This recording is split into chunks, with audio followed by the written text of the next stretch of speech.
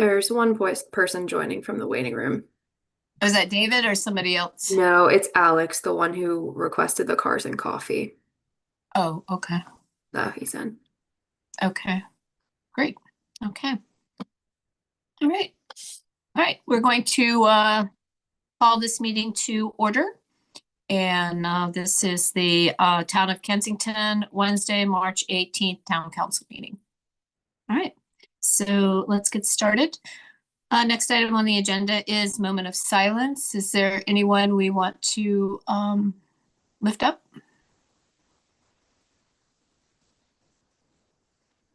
Yeah, I'd like to take a moment of silence for the service members who've been killed in action in the latest war in the Middle East. And it looks like the latest count is 13 U.S. service members. So just want to take a moment to think about them, keep their families in our thoughts and prayers. Yeah, absolutely. And I'm just going to add that I heard today there is a ships out there that these service people have not been home in close to a year. So that takes quite a toll on them as well as their families. So let's lift up the servicemen and women who I'm sure would love to be home right now. Okay, if there's no one else, if we can bow our heads for a moment.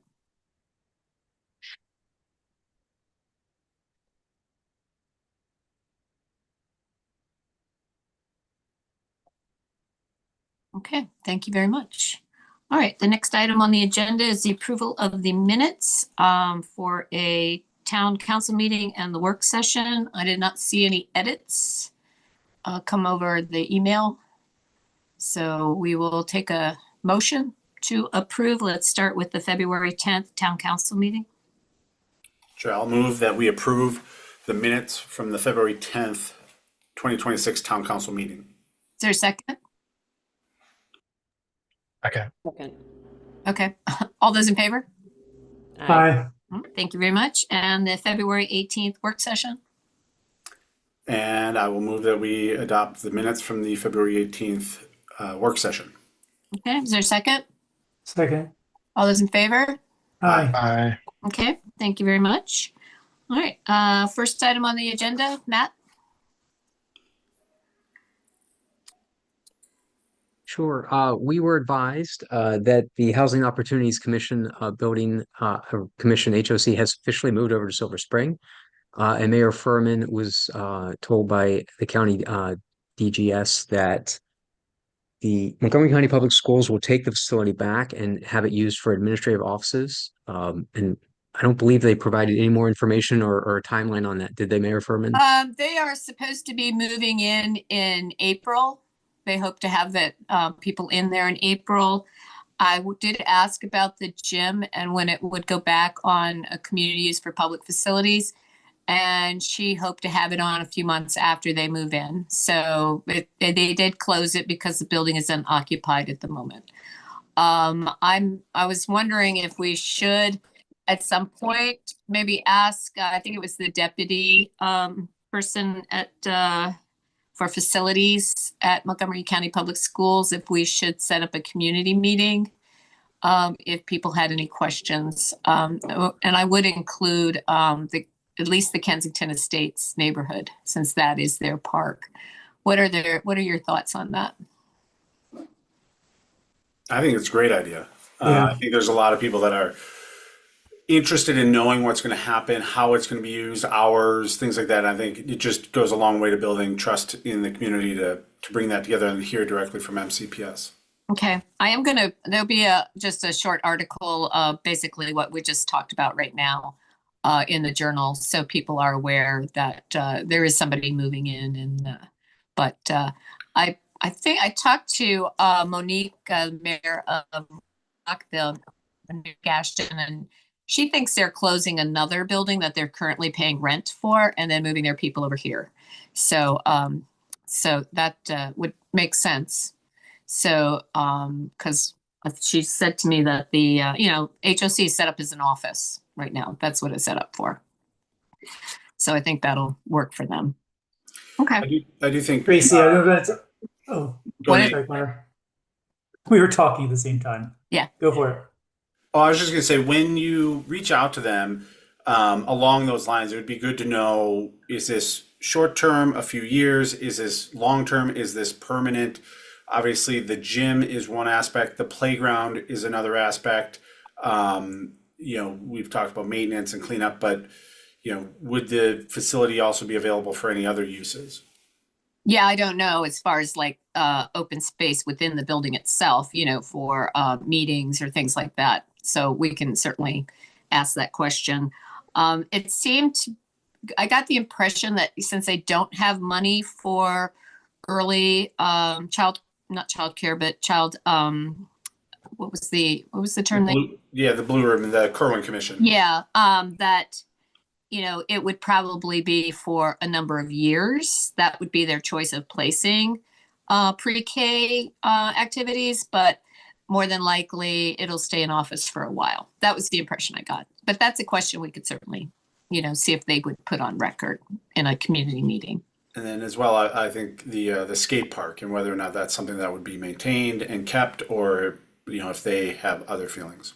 Yeah, I was concerned more about it if they had opened it for pre-K, but if they had not, if it's just they'll be maintaining the playground and the skate park and the field, then hopefully all three will be able to stay in place.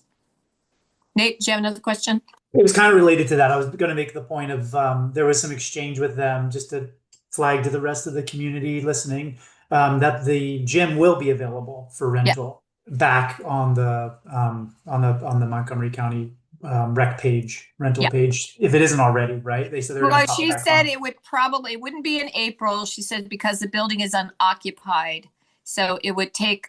She hoped after a couple of months when they moved in. Yeah, that's when right. they move in, because they have to have staff there. So Right. Okay. All right. Any other questions from the council or the residents online? Okay. Matt, number 2. Council, we received a request to hold a weekly cars and coffee event every Sunday between April and October from 8 a.m. to 10 a.m. at the Kensington train station. I believe Alex is on the call. I do see him. He is the one that made the request. So Alex, if you'd like to kind of give a little presentation and the council an overview of what you're planning. Sure.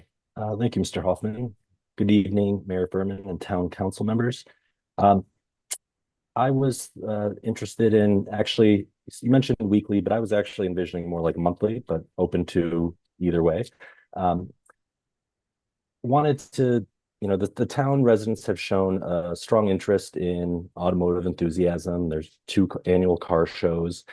There's a lot of car enthusiasts who live near me. And I thought it'd be a nice way to get the community together at a time when the parking lot is not being used and not too early in the morning, but a way to get more traffic into the downtown area for the local businesses and have a local coffee shop, sell coffee there, and just a way for a free event for all community members to either participate in or join. There are many successful cars and coffees around the metropolitan area, and thought it'd be a nice thing for Kensington to do. Happy to answer any questions.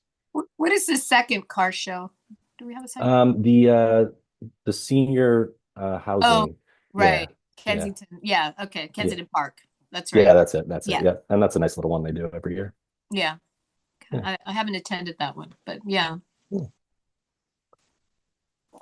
Any questions for Alex? Yeah, could you Go ahead. well, could you just explain a little bit more, like what happens at a Oh, cars and sure. coffee hangout? Yeah, sure.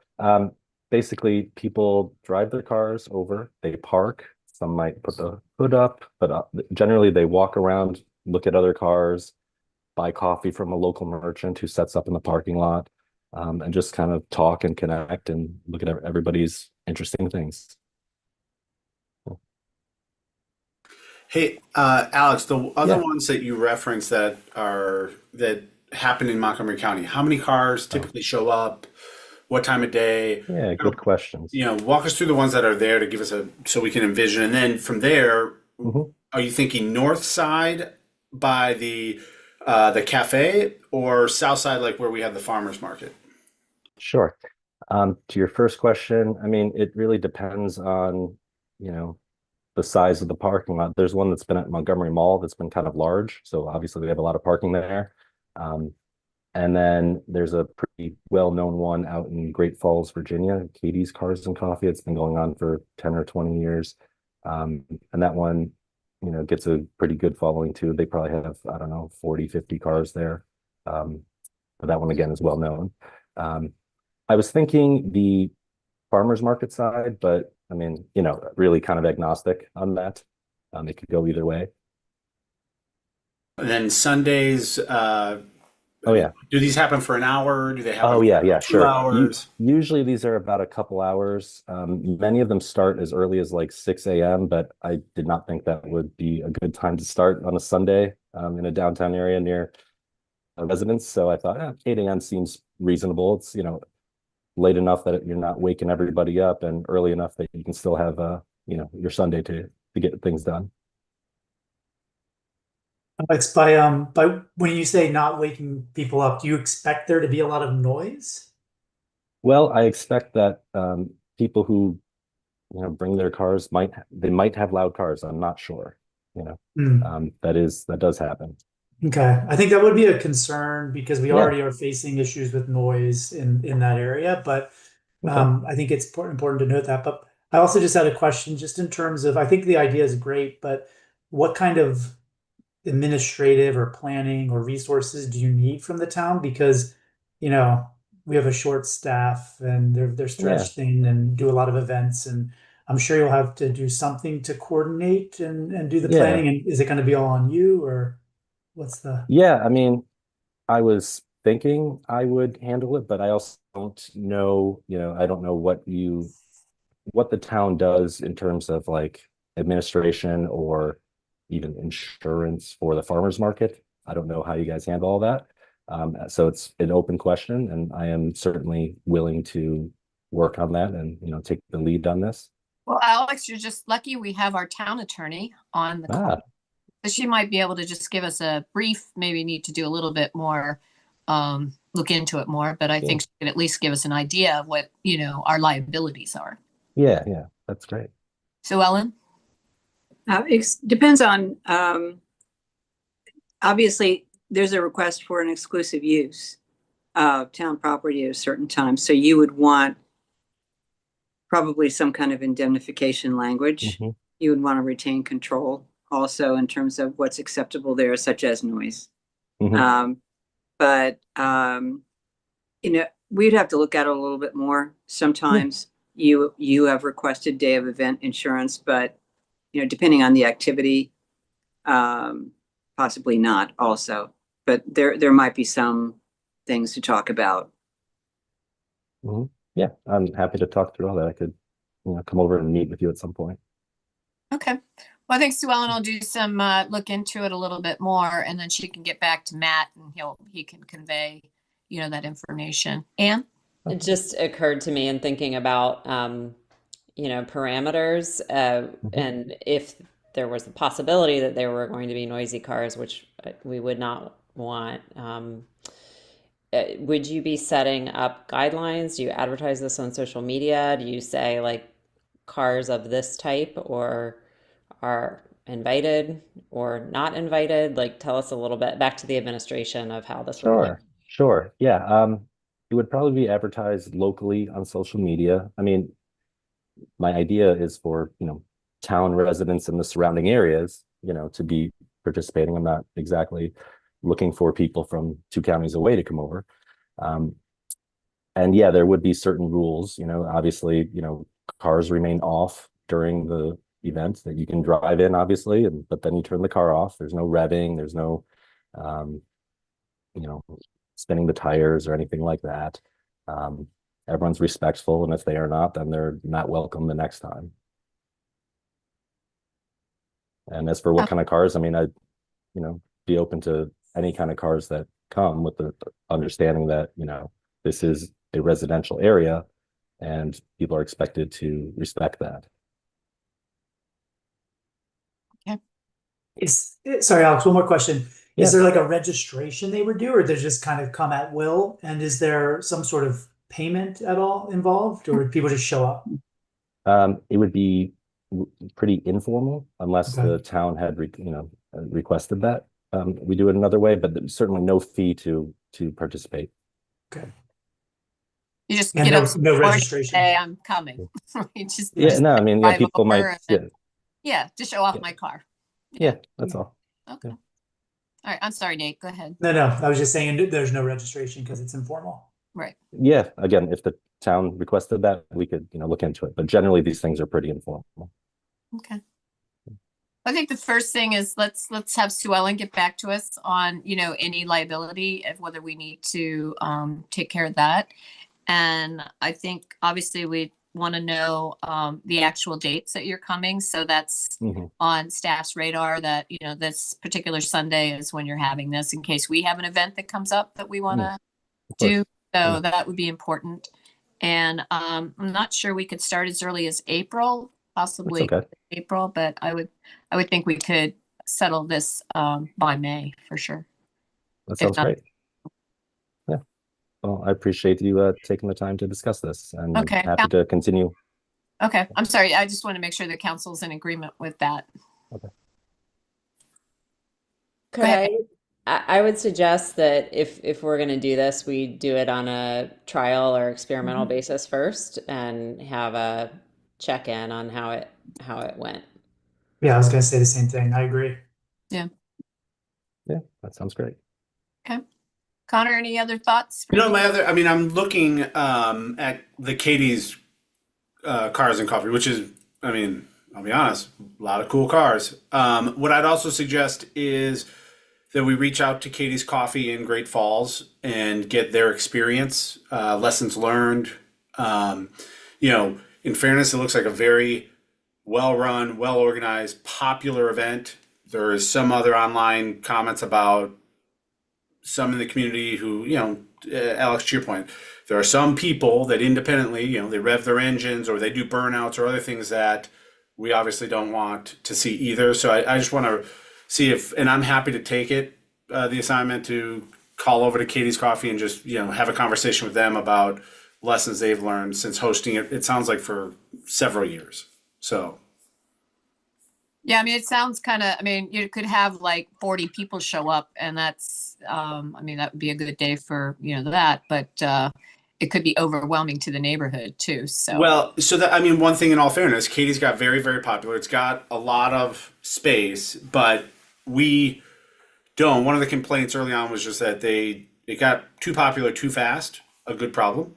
And they started parking in a bunch of lots that belonged to other businesses that was not envisioned. They had to get their arms around it. That's why I want to talk to Katie's. But let's say Alex, this thing was wildly successful.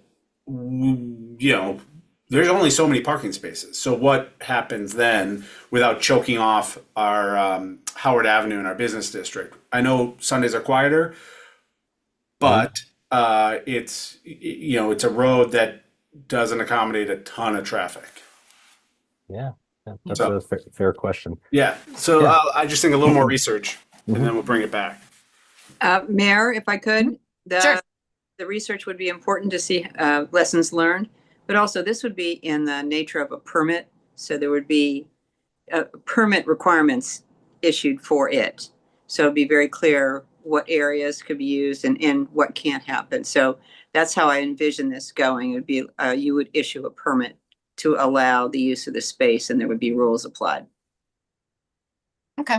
Yeah. Stuart, did you have any additional comments before I? No, I was just going to say, just one comment. Thanks, Mayor. Alex, thanks for bringing this to the town's attention. I know you probably could have done this informally, and I know you're getting a lot of questions, which is That's okay. good, but we appreciate you coming proactively and bringing this to the town attention. We hope to support you in this. Thank you. I appreciate that. And I agree. A trial is a great idea. And, if it doesn't go well, then that's okay. We can pull it down. I just thought it'd be a good community event. So. Okay. Thank you. Anne, one more. Then Just one more idea for while we're in the exploration phase. If this does proceed and you do it a few times, the Sustainable Kensington Committee had some ideas about bringing EVs out, electric vehicles, for people to have like an up close, you know, opportunity to talk to an EV owner about their car and understand the features. And so if this does move forward, it might be nice to have 1 month where there's a special call out to EV owners. That's great. Okay. Jody, I see your hand up. You're on mute. Oh. You're on mute, Jody.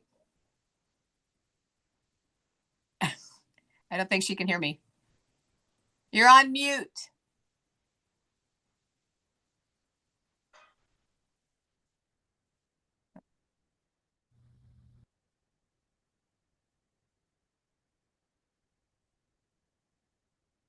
Can you get off mute?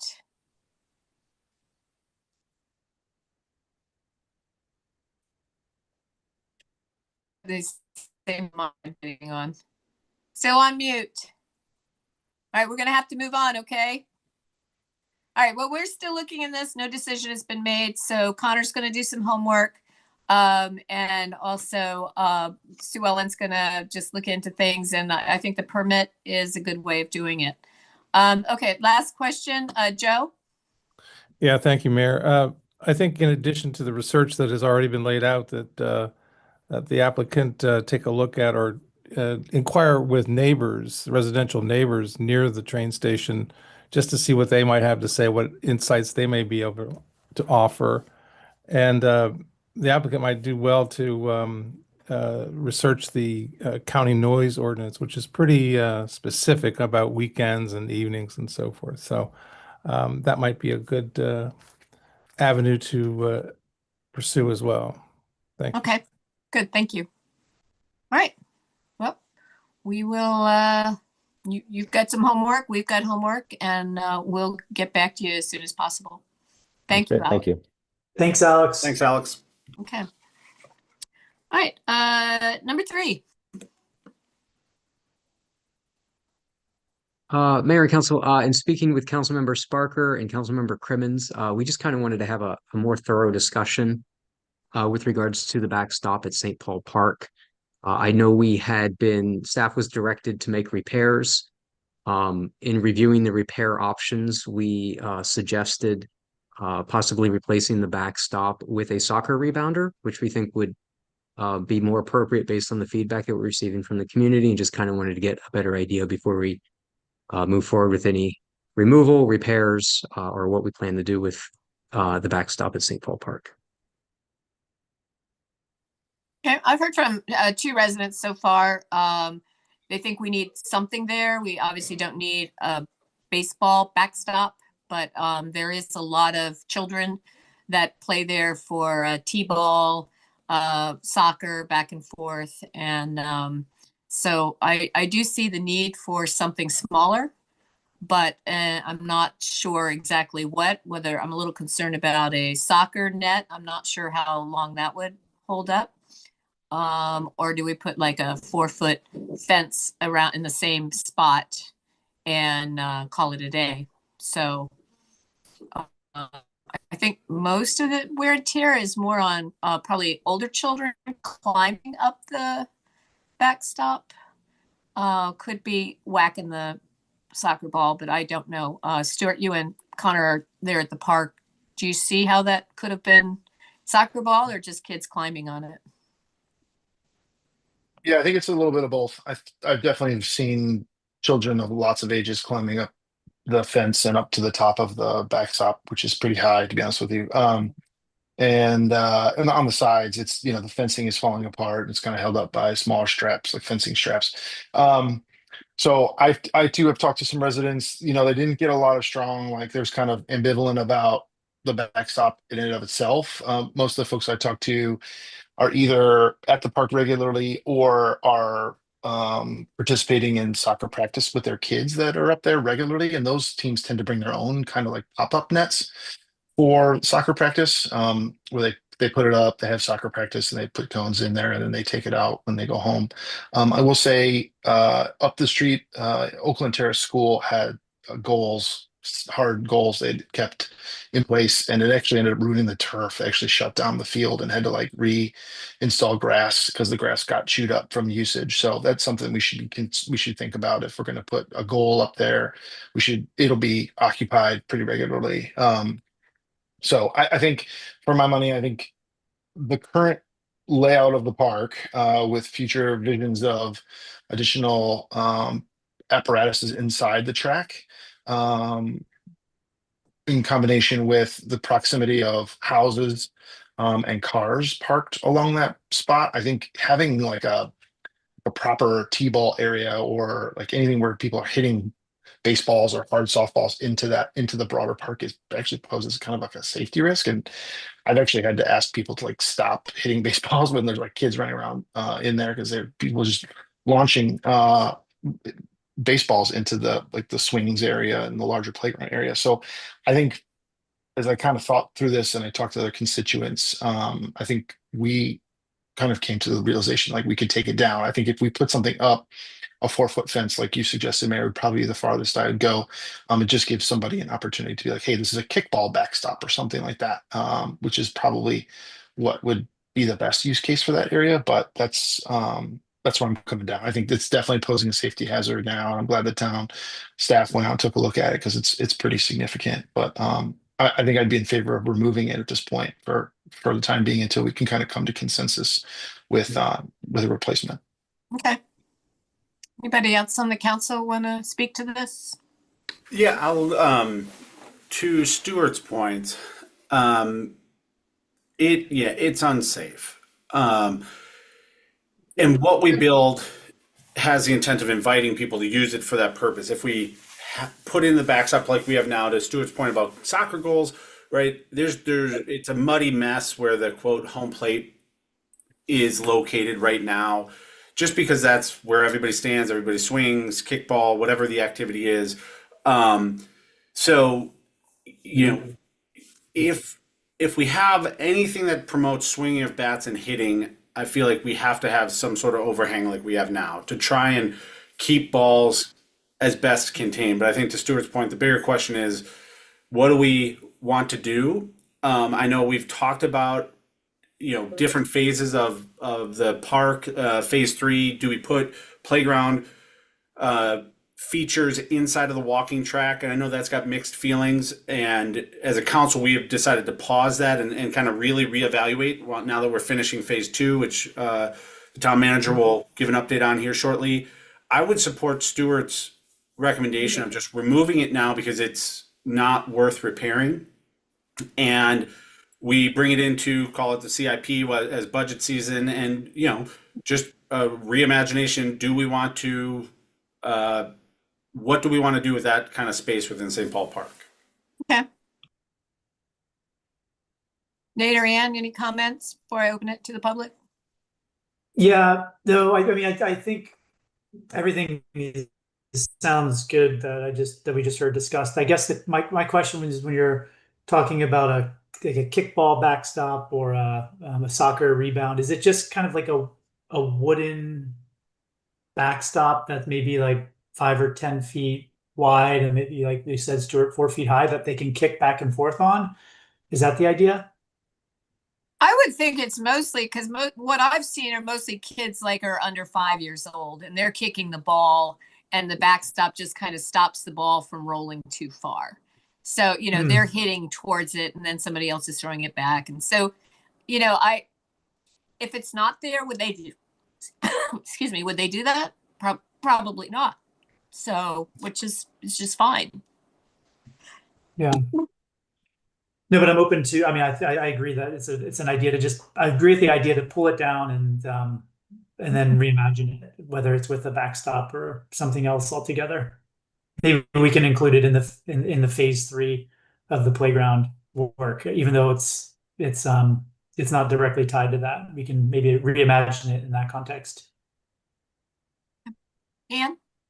Yeah, I agree, and I think having a process to get input from the community on what to do in replacement, since it sounds like as is, it would be significant effort to repair anyway.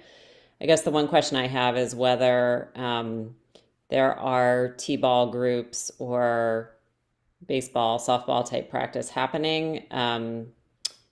What alternatives could be shared with them? And I recall like years ago, the head of Parks and Planning looking at Cabin Park and saying, geez, maybe we should do something to make that more usable. I see people trying to practice baseball and t-ball there, and it's not really been maintained for that purpose. And so if to me, I'd still want to support that. I think you guys know I'm a baseball fan. So we might need to talk to Parks about Cabin Park, but I'm not sure if there have been recent conversations with them. Yeah, and I don't know about recent, but my kids played t-ball at Kensington Cabin Park, and it was problematic because they don't mow the grass regularly. But I have never seen an organized t-ball at St. Paul Park games. I do see, I think parent coaches who live in the area know that, hey, this is kind of a secret that's available, but more so flag football, soccer. I haven't seen a t-ball practice, I don't know, in years. Well, I think it's usually, again, it's just a parent with a little kid who's just batting the ball with almost a wiffle ball, type thing. So it's not a group sport. It's just more one-on-one with an adult. That's usually what I have seen there. So, all right. Well, if we don't have any other questions, we'll open it up.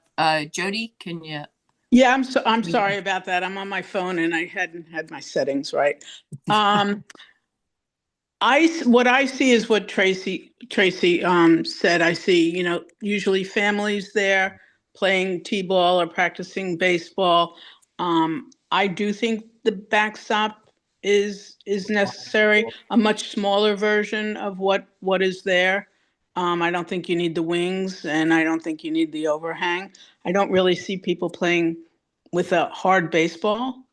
I mean, and it's usually just little kids. I don't see anything organized or any real baseball being played there. It's mostly just families with small kids. Okay, thank you. David, Romeo? Thank you, Mayor. I just had one comment regarding children climbing the fence. I believe they make a chain link fence with a mesh that is small enough that children can't put their feet in the mesh to climb the fence. So I just wanted to bring that to the council's attention in case you're interested in replacing a chain link fence. Okay. Thank you. Thank you. Anybody else in the audience? Yeah. Sorry? Oh. Well, I'm just coming up. Month of being sick. Sorry, I'm leaving. Good thing. Okay, good. I'm on a. Mute yourself. Okay. So what I'm hearing is let's take it down, take a pause, and then come back if we think we need something either through the next round for the playground equipment or get some other suggestions from the people that use the park. Does that sound what I'm hearing? Okay, Matt? Thank you, Council. We appreciate Go that. ahead and take that down. All right, great. Okay, all right. Let me go through the, well, let's go ahead and finish, let's go ahead and do the council reports. So who wants to start? Oh, don't raise your hands. I can start. I was coming off mute. Can I go first? Because I have Yes. nothing. Stuart's done. Check me off the Stuart's list. got a big one coming up. So. Yeah, I know. We're at the end, so I'll Yeah, he's get gonna myself talk out about of the way. Yeah. There's a handful on here, Mayor, I believe you're going to cover, so I won't. But planning board meeting, the town testified at the planning board on March 5th for the mandatory referral for 3420 Pliers Mill Road. And the mandatory referral passed by a vote of 3-2. I wanted to thank Sue Ellen, the town attorney, obviously Matt, town manager, who really led the testimony, for their time on behalf of that in front of the planning board. A few others, Montgomery County Public Schools superintendent, there's no boundary study for our area update, but the superintendent did announce his first ever, or MCPS's first ever, superintendent shuffle. It is a 5K race that will be April 11th at Brower Park in Gaithersburg. All money raised from this 5K is going to be used to draw down the student school lunch debt. So for those who, it's a really noteworthy, and there's a great promotional video that has Mayor Judd Ashman running alongside the superintendent, which is just worth watching in and of itself. But really worthy cause. April 11th, check-in at 8 p.m. Start time is 9 a.m. It's a $30 entry fee. And again, it is a walk-run event designed to raise awareness and funds to help reduce the student meal debt across the entire school district. So very worthy of people's time and energy if they can participate. Connor, did they specify what the current debt for student lunch is across MCPS? Is that number? Did you see that number? Yes. Well, all right, funds raised from this event will help us reach the goal is $80,000. Oh. Overall, there's $500,000 in student meal debt. And so I think the idea is to draw down, not necessarily all in one year, but make this an annual event that eventually starts to wipe out school lunch debt over time. Wow. Thanks for that. Appreciate it. Yep. Is there a way of making donations without having to run or walk? I'm almost certain there is. There's the ability to sponsor, and there is I can't attend and you want to give a donation. Yes. It is being run through the Montgomery County Public Schools Educational Foundation, so you can find the link there. I will send it to Alex for the minutes, but there you can register individuals, families, or just donate directly to the cause. Okay, great. And then see what else. I'm going to guess you're going to cover the other ones, so I'm done. Can I ask you a question, Connor? Yes. You're talking. Go ahead. Yeah. Neil. Nate, go ahead. Yeah, you kind of ran through that really quickly, the mandatory referral report. Yes. Can you give people just a quick update sure. of what property Sorry. it is? And I'm curious, I didn't follow the vote itself, but can you say what the two who were in opposition were for? I would have expected a unanimous vote, to be honest. I may defer to town attorney Ferguson only in that there was some confusion, in my opinion, from members of the planning board as to what their authority was and what they were doing. So this was a mandatory referral for 3420 Plotters Mill Road, what had been Joseph Park. The town council voted to be able to, the official legal term is dispose of, but to be able to sell the property. It then went to referendum, was on the ballot last year. The referendum was passed 68% to 32%. So the town supported it, but there's this mandatory referral process that is required that we go to the county and seek their advice. It is non-binding. Staff report was supportive of it. And then it went into some discussion. Some of the comments from, one of the planning board members, for instance, I believe understood what we were doing, but his concern was, hey, at the end of the day, if a home were built here, it would just be one unit of housing, and that unit of housing would be market rate, and the market rate in Kensington is probably over $800,000. And so his point is, why do it? That isn't what the mandatory referral was about. But that was, some of the concerns that I heard. Sue Ellen, was there anything else you wanted to add around the process? I think that also some of the group were not aware of what their limits were in terms of what they could or could not look at. And there were a number of allegations that the town had not appropriately approved the sale of the property. And I ended up saying something about that's not really in their lane. And their own attorney ended up doing that also because they were going beyond what is their assignment in sitting on a mandatory referral. So that came up too, and is really kind of outside of what they're allowed to consider. And I think they eventually were well reminded of that by their own attorney. Okay. Thank you for the additional explanation. It's very helpful. All right, to the mayor's point, a couple of others. There, there's no update on Starter and Silver Homes Act, but I know there's been a lot of good work done by the kind of Montgomery County municipalities, both in advocating our voice as to try and shape that bill. My only other is that the Summit Avenue extension, a big, pat on the back to the mayor for yesterday attending the CIP hearing. I'm very pleased to hear that the Summit Avenue extension unanimously made its way back into the CIP.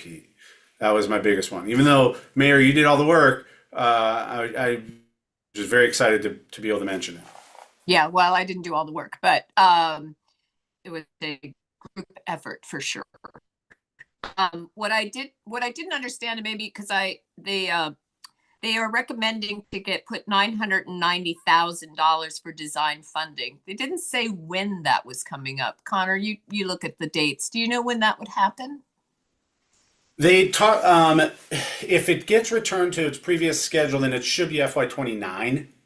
So that should take us. Okay. That's to help take us from the 35% to probably what's closer to like a 90% design. So this is, as they've talked about, to really get from broad strokes into very specific square footages from what lots for any sort of land acquisition, design. I know from hearing different meetings with State Highway and MCDOT, there's still some differing thoughts about how the exact traffic flow will work, which roads would go which direction, how to, what is the volume that is going northbound or southbound on Connecticut versus University? Do you try and prioritize Connecticut Avenue has more traffic? Do you try and prioritize Connecticut Avenue in any such design as opposed to making them somewhat equal? So those are things that would be worked out in the next phase of design. Well, what I'd like to do is when we have a new county executive to meet with them and MCDOT to talk about it a little bit further in the design process before they go to that design process. I think it would be really important for the town to sit down with them. They did say that 22.5 million would be allocated to the 31-32 budget for further design, land acquisition, and construction. So, date on that. Yeah, I brought up the project website. As of right now, resuming design would begin in FY28, which is July of 2027. Okay. So the vote that was taken yesterday is to hold that schedule. Okay. They do have, their final votes are in May. So we may need to make sure they're moving on to the other things in the CIP now in these work sessions. So, I was really happy to see that it was unanimous. There was no question about it through the T&E as well as the council itself. So I think that's good news, but the final vote will be in May. So, okay. Anything else? All right. Anne, you want to go next? Sure. Just a couple of things to mention. For the Greenscape Committee, we did meet with Ezra Barden, who was here last month, to review plans for a pollinator garden in Clum Kennedy by the bird sculpture. We'll keep you posted on the timing for that. And then for Ernest Memorial Park, I know that we are scheduled to have some holly trees planted, I think, the end of this week, but I actually was going to ask Alex and Matt if there was an update on the timing for the work there. If you've got news to share. If you don't, Yes, that's the okay. hollies are going to be planted on Friday, but I'll defer to Matt on the rest. Significant delay on Ernest Memorial due to the snow. Our contractors still so we're still finishing up on St. Paul. Once they're complete on St. Paul, we're going to move down to Armory, Baltimore, and we'll try to incorporate Ernest Memorial improvements with the Armory, Baltimore storm drain project. So we're probably looking right now at best case early summer. Okay, I was thinking about it in relation to that home and garden tour. So it sounds like it won't be ready by then. No, I think what we talked about, I think with Kate DeWitt, is possibly having the design posted on the property so people can see that it's a work in progress. Okay, all right. We will follow up on that. And then just wanted the community to be aware that Nate and I are working with the Sustainable Kensington team to have a set of volunteers go sort of door to door and talk to neighbors about food waste collection, to try to encourage greater participation and understand what challenges folks have had or ideas folks have. So more on that to come, but don't be surprised if your neighbor knocks on your door and wants to talk to you with a compost bucket in her hand. And I know we're going to talk about parking task force work later, so that's all I have for now. This is I was on a call today with Andrew Friedson and the other municipalities in District 1, and they were talking about their I think it's Somerset is on a committee to talk about how to do composting county-wide because of the amount of food that's going into the incinerator or being buried, and they really want to figure out how to do it. I wanted to say, oh, we did it, but as far as collecting, but we do need to get our numbers up to be really truly successful. But the county is going that way. So people need to understand that they're going to have to start separating their food, and they might as well start doing it now. So, well, thanks for sharing that. Mm-hmm. Hey, Ann, on that note, and maybe with the mayor, as we track what the county does toward any sort of county-wide program, just to start thinking about what might the town do? Do we stand down our program and do a uniform county program? Do we maintain ours? And if we did, Mayor Furman, would that be a reimbursable charge from the county? I don't know. I don't think they've gotten that far. So Yeah. maybe a question Mayor, to feed to Somerset, just to ask. Okay, well, I can have them do that. Mayor, it'd probably be very similar to the recycling program where it's required in the county, but the municipalities are responsible for the collections. Yeah, I So wouldn't it'd be very, surprised. Yeah. Okay. I think the hardest, or obviously the biggest ones that are throwing away food, is the restaurants and the grocery stores.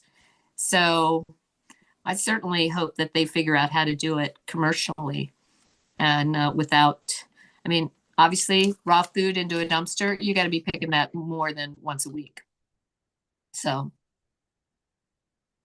okay. Nate? Yeah, I guess on that point, public service announcement to everybody, put your compost or your food waste bins out tonight is the collection. Don't forget. I'm seeing more and more, actually. I almost took a photo and sent it to you, Ann, last week, because I think it was Washington Street had at least 5 bins out, all kind of at almost every house. It was really nice to see. So we're representing here over on the west side. So I think we can hope to get those numbers up, like Ann said, with the survey and with the door-to-door work. I guess just a couple more updates on Sustainable Kensington. We had our meeting back in February where we had Mike Honeygake from Sustainable Maryland come and walk us through the recertification process for our bronze recertification, which we're going to be submitting by June, July this year. So we have, all hands on deck putting together all of the information and all of the documentation that we need to do to get that recertification, which will last again once we get it for 3 years. So he did a training. One of the trainings is to do what they call a green team recertification. So we get points for that. So he went through the training. And also we had Andrew Henderson, who is an Eagle Scout, present during that meeting a project that he's going to do with the town to do in conjunction with Sustainable Kensington to put up a few what they call insect hotels, which sounds a little bizarre, but it's meant to help provide environments for good insects to thrive and kind of contribute to areas where they're co-located oftentimes with gardens and parks. So he'll be building those in a couple of the structures, and was to meet with you, Matt and Alex, if he didn't already, to talk about placement of that and where we want them. But we brainstormed a few ideas. And then one other update, and Stuart, you might want to come in here too. Just we finally resumed shortly after our February town council meeting. We resumed our SHA, State Highway Administration quarterly meetings, which went through a very long list of things and had, I think, a very positive discussion. So hopefully we'll see some movement on a lot of the issues we've been in ongoing discussions with them about for improvements around the town for our basically our bicycling and pedestrian infrastructure and anything to do with the roads in and around town, crosswalks and so on. So we have to get another meeting, I think, Matt, to keep the momentum on the calendar, maybe for May, I'm thinking, or June. So maybe you, Stuart, and I can talk about when the next best time is to do a meeting. Okay, great. Let's see. And Stuart has nothing, so he'll follow up on the parking one when we get to it. Just a couple announcements for me. I just want to make sure everybody remembers that March 23rd is the deadline for the journal, for the next journal for April. So I also want to announce that the Baby Cat, because we're not having a Day of the Book this year, they're going to do Day of the Beer. And that will be Saturday, April 25th. I did speak to Sam at Baby Cat, knew somebody who could possibly do the book, Day of the Book, organize it, and, with the help of Ellie on that first year for sure. And it turns out to be somebody I actually know. So she's a member at St. Paul's. So anyway, I let Ellie know and got them together, and they're going to set up a meeting, and hopefully it'll go well, and we'll have an opportunity to see Day of the Book come back next year. So I think that's great. So also the Kensington communities, which includes the town of Chevy Chase View, is kind of put together a little group to talk about different projects that are, especially traffic projects that are going on in the Kensington area.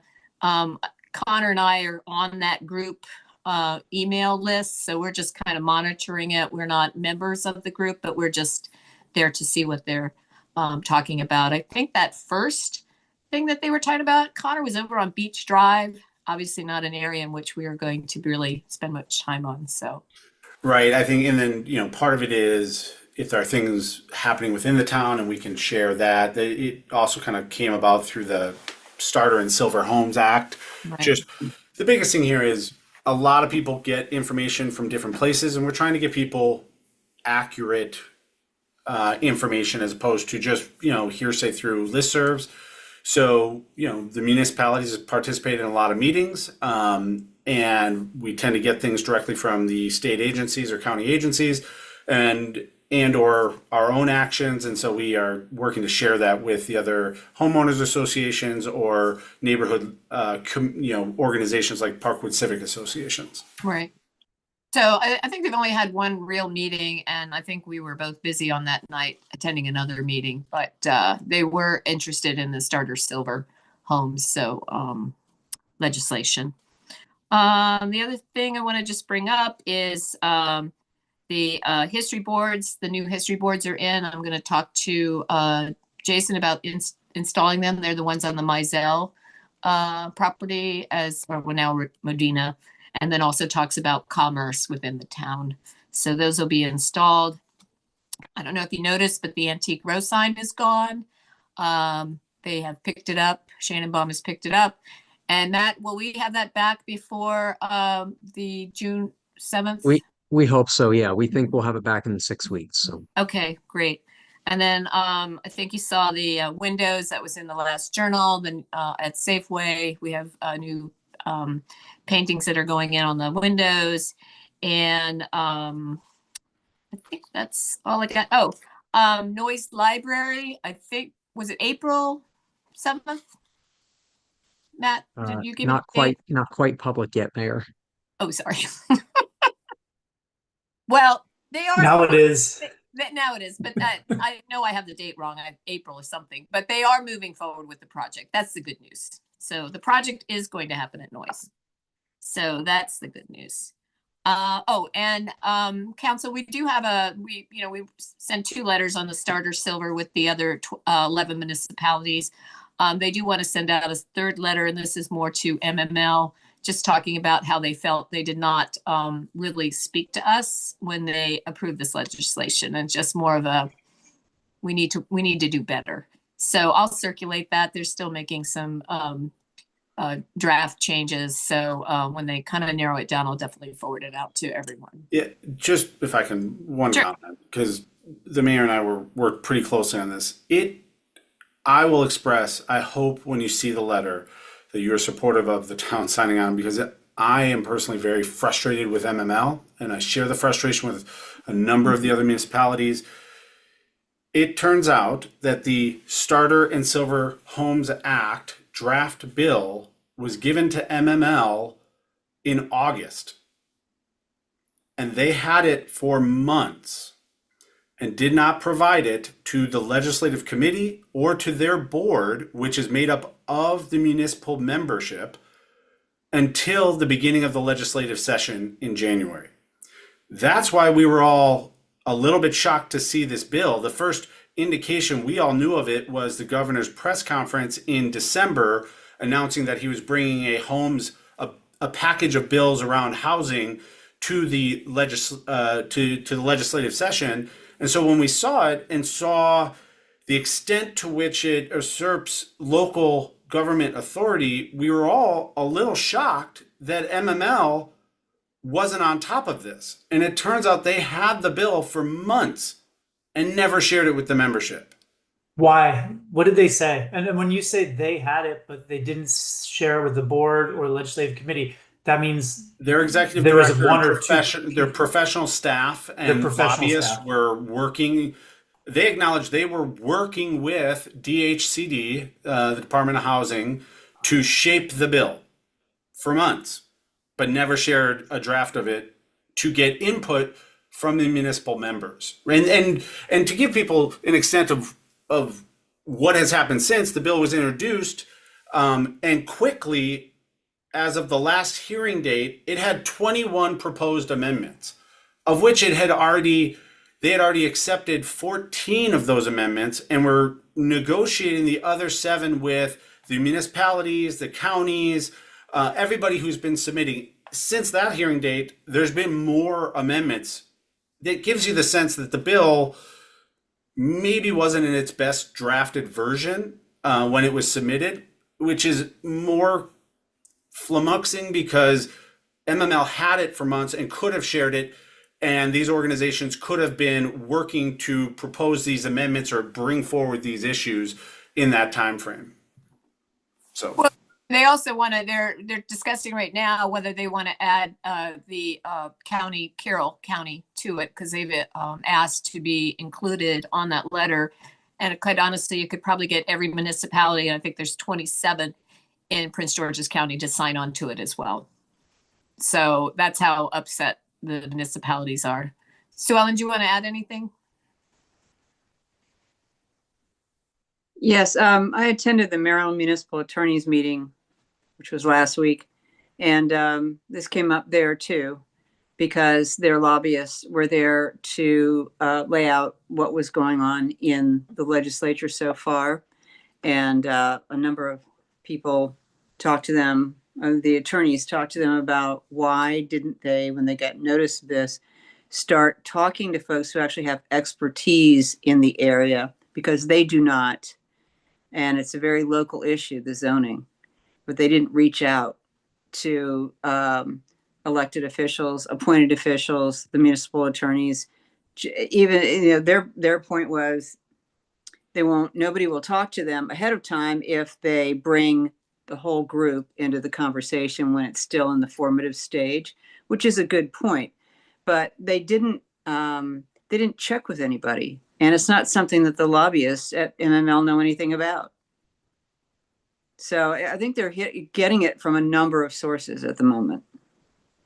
Yeah, I'd agree with that too. Although I went to the Mayor's Association meeting and it's not something they wanted to talk about. The only thing they talked about was the fact that, when the legislative committee supports a bill, then we're all supposed to step in line and support it too, or keep our mouths shut. That's basically what you were told, which didn't come off very well to most of the municipalities there. So it was an interesting learning experience, I think, for them, that we can be very loud if necessary. So, I mean, I get it. It's really hard to get some attention from the municipalities. Most of us work full-time jobs, we have families, and, we're not always reading every email that they send us. And it was also brought up today within the letter that they're writing, is that you need to be talking to our staff, because it starts with our staff, and staff brings it to our attention if we're missing it. So anyway, I'll get that out to you tomorrow. Okay. Just one more thing. I got a really nice letter from one of our residents just praising the town and Public Works for the job that they did for the snow removal. It was really very touching. And so kudos to Public Works and our own staff in the offices, because it was a lot of work. So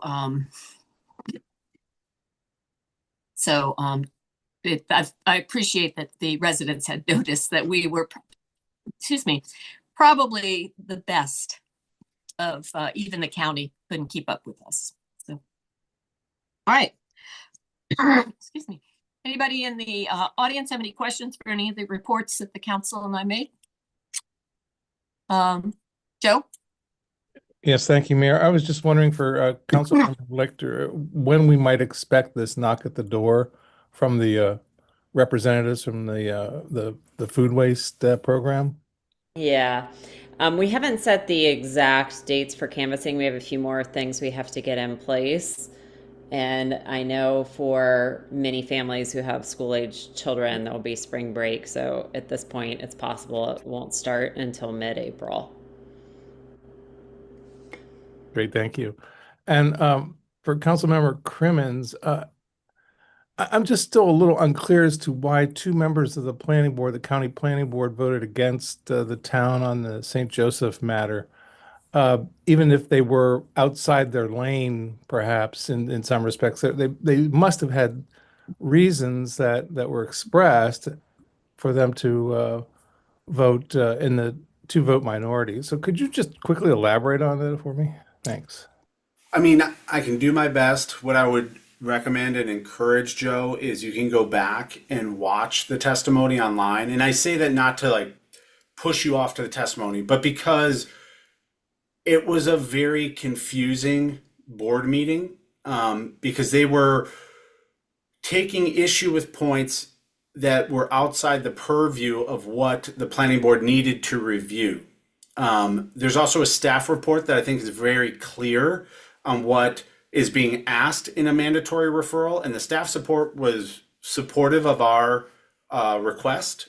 And so I think that would help you understand what the purview of the planning board is. And unfortunately for these members, I don't know if it's that they're new or they haven't seen a lot of mandatory referrals yet, but they were bringing into some of the discussion and their points things that have no bearing. And to our town attorney's point, the planning board attorney had to interject in the middle to kind of refocus them and remind them that they have a limited scope of what they can review.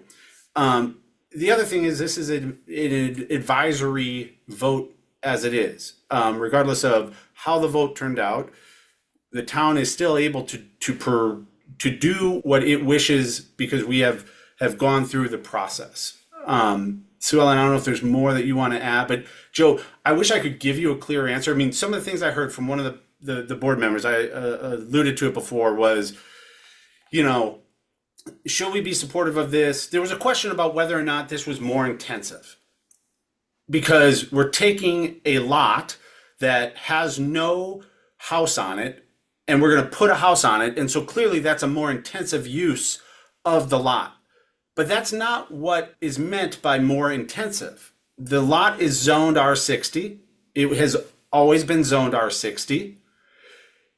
Us disposing of it and somebody buying it and perhaps building a house on it, it's still zoned R60. And so it's no more intensive of a use. A more intensive use would be if you wanted to build an office building, if you wanted to build an apartment building. And so it's these very nuanced, you know, back and forth. And so to one member of the planning board, you know, his thought was, well, if this is only going to produce one unit of housing, and that unit of housing is probably going to be above $800,000, I think was the value he used. Like, I don't know if that I don't know if that's the greater good. Okay.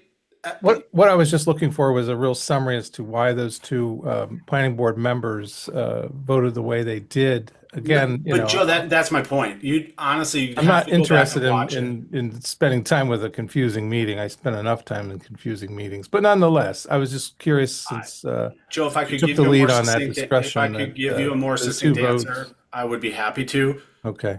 The only way to understand how the points that they tried to bring up is by watching it. That's how it was a very confusing hearing. The good news about this is the fact that the planning has realized that before we start with the sector plan, that the planning board needs to be more familiar with Kensington. They have an absolute no idea what we're doing here. So I think she wants to, Carrie Sanders wants to bring them sometime, was it in the fall, I think, Matt, to bring them here and introduce them to Kensington and all the things that we are doing here.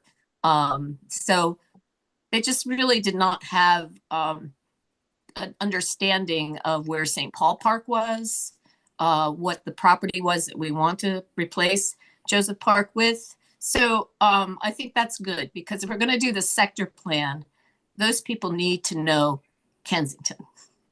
So that was the good thing that came out of all of that. All right, let's move on.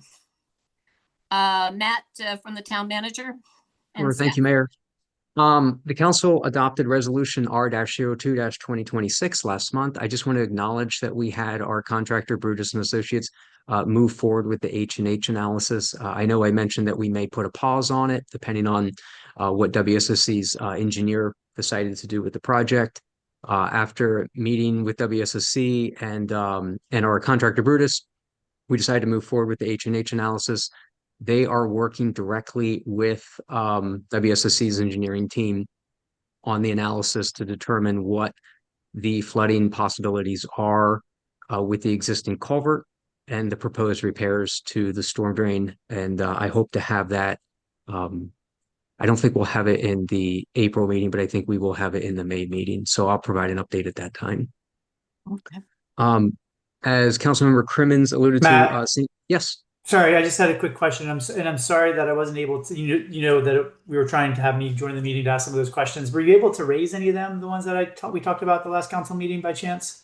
Can you remind me? I'm sorry, I don't remember No, the just exact questions. around the design flood that they were using 10-year versus, could they up it with climate change to increase it to a higher return rate, or I guess the return period being like 1 in 25, and then the issue around what was actually being done in the hydrologic study versus the hydraulic. I can and answer then the third part was just around, would they combine this analysis with the idea of around the purposeful flooding of the cabin park and trying to redesign that as a nature-based solution? So I can answer the first and the third question. I cannot answer the second question for you. No. I'll have to go back to school. The main issue is the modeling that was coming out of WSSC was, and I'll try to keep this very brief. Sure. what happened with the sewer line was there was scouring beneath the sewer line of about 5.5 feet, which basically made the pipe exposed. What WSSC wanted to do was basically build it back to the original as-built, basically put the dirt back, cover the pipe, protect it.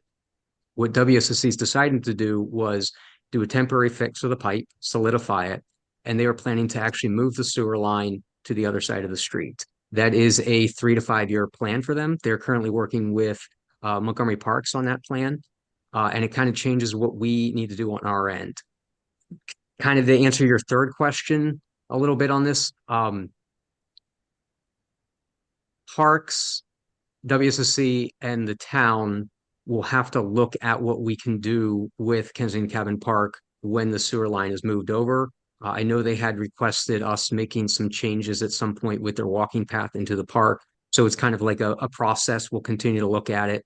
Nothing really came about with this meeting other than it's probably good news that they're moving the sewer line, and there's potential for us to work with only Parks and WSSC to solve some of the flooding on what would be the west side. With regards to the east side, which is where the existing culvert is, that's what the H&H analysis is going to evaluate. We don't think the culvert, even with the scouring, can handle the flow of water during a heavy rainstorm.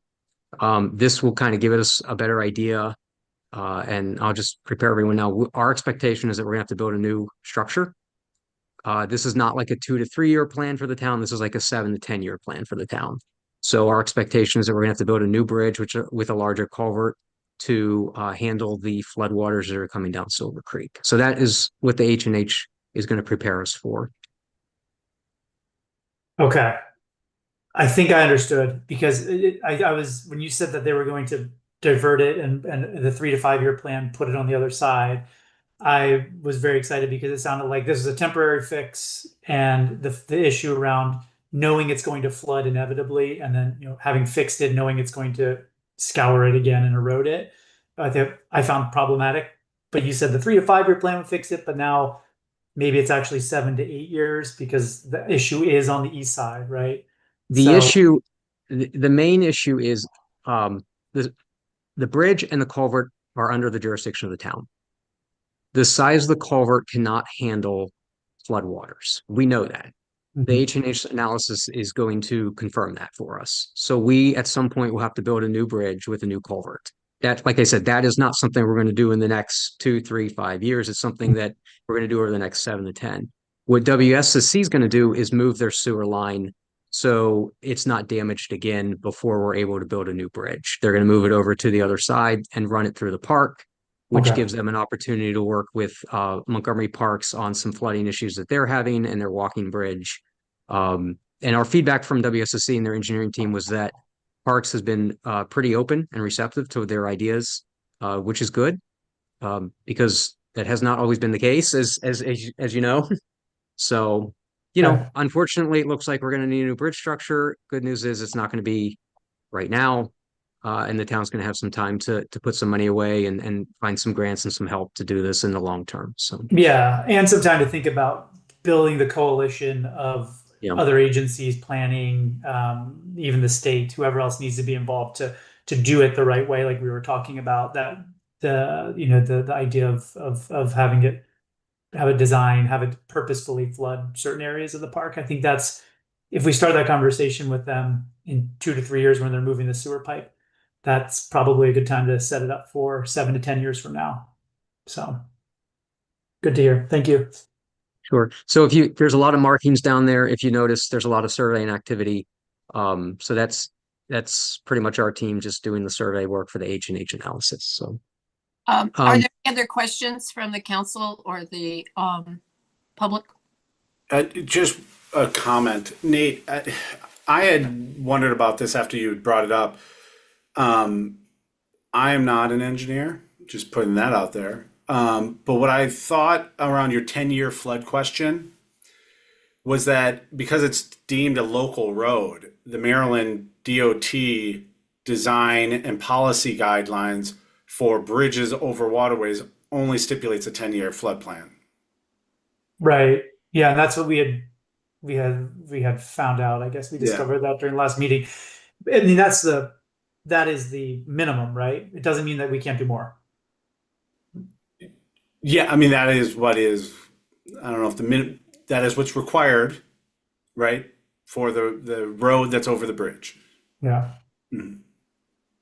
What I'm saying is Yeah. it's what's Oh. required at the very least. You could always do a design. You could always over design it according to the standards. Is my point. But yeah. Okay, Matt, go ahead. oh, sorry, Mayor. No, go ahead, Stuart. A question, Matt, on the H&H analysis, I may have asked this last time, and I too am not an engineer, so just put that out there. I know the WSSC is doing work on the other bridge on that same creek. Like, are those two projects, do we need to be aware of the interplay between, what's going to be done down at that other bridge and how it could affect upstream from there, to not inadvertently create a secondary choke point that we then have to kind of correct at the same time we do the other bridge? Yes. So I mean, I will say this, as bad as the sewer breakage was, it has opened up a line of communications between the town and WSC's engineering team. And they're communicating with us on levels that we've never seen before. So they're letting us know what we're doing. Anchor, who is our engineer with Brutus, is in on the communication lines. So we are getting information from them that are allow us to solve problems going forward. And I'm pretty happy about that. So, and again, like I said, I think the best thing that's going to come out of this is WSSC has Parks' attention on this. We have not been able to get their attention on some of the flooding issues really over the last decade. So I think they're taking this a little more seriously than they have been previously. Yeah, that's great. I'm glad to hear that the engineering line of comms is open. I just plant a little seed in your mind that, like, hey, if WSSC is going to go through all the trouble to fix that other spot, now that they should be aware that we're also considering study of the other bridge upstream, so that we're not inadvertently creating problems for ourselves. Did they start that project, by the way? I know they're supposed to do it in March. I know this is not on the, just while I have you. No, they've been out yet. Yeah, I cannot confirm that. I don't believe they have. The only thing I can Okay. think of is it's been too cold, but I can reach out to Brandon, the community officer, tomorrow and Okay. see what he update. Okay, Mayor, I'm happy to do that too if that takes something off your plate. I know it's not on the agenda. No, it's pretty easy. Joe? Thank you, Mayor. So for the town manager, now what is Brutus's contract covering? If a new bridge is the end result, and 7 to 10 years is a long time to be waiting, but what is Brutus doing exactly, and how much is that contract worth? Would you remind us about that? Yeah, so the contract is just an engineering analysis. It's the H&H, hydrological and hydraulic analysis. What it's doing is confirming the modeling from WS's engineering team that the culvert does not meet the storm drain requirements. So that's what the analysis will do. Like I said, our expectation is that it's going to come back and tell us that the existing culvert does not meet standards to hold the amount of water that's coming down Silver Creek. And then from that point, at some point, it's not, like I said, this is not something we're going to fix in the next year or two. We'll start putting together a team to address a new structure. So, And the value of the contract that Brutus is working under? it was, I believe, $47,000 or $48,000. I don't remember the exact number. I'm sorry, there was some crosstalk. It was either $47,000 or $48,000. It was approved by the council last month, Joe. Right. You were at the meeting. Some things just slip one's mind. Thanks for the reminder. Okay, thank you. All right, can we go ahead and move on to number 2?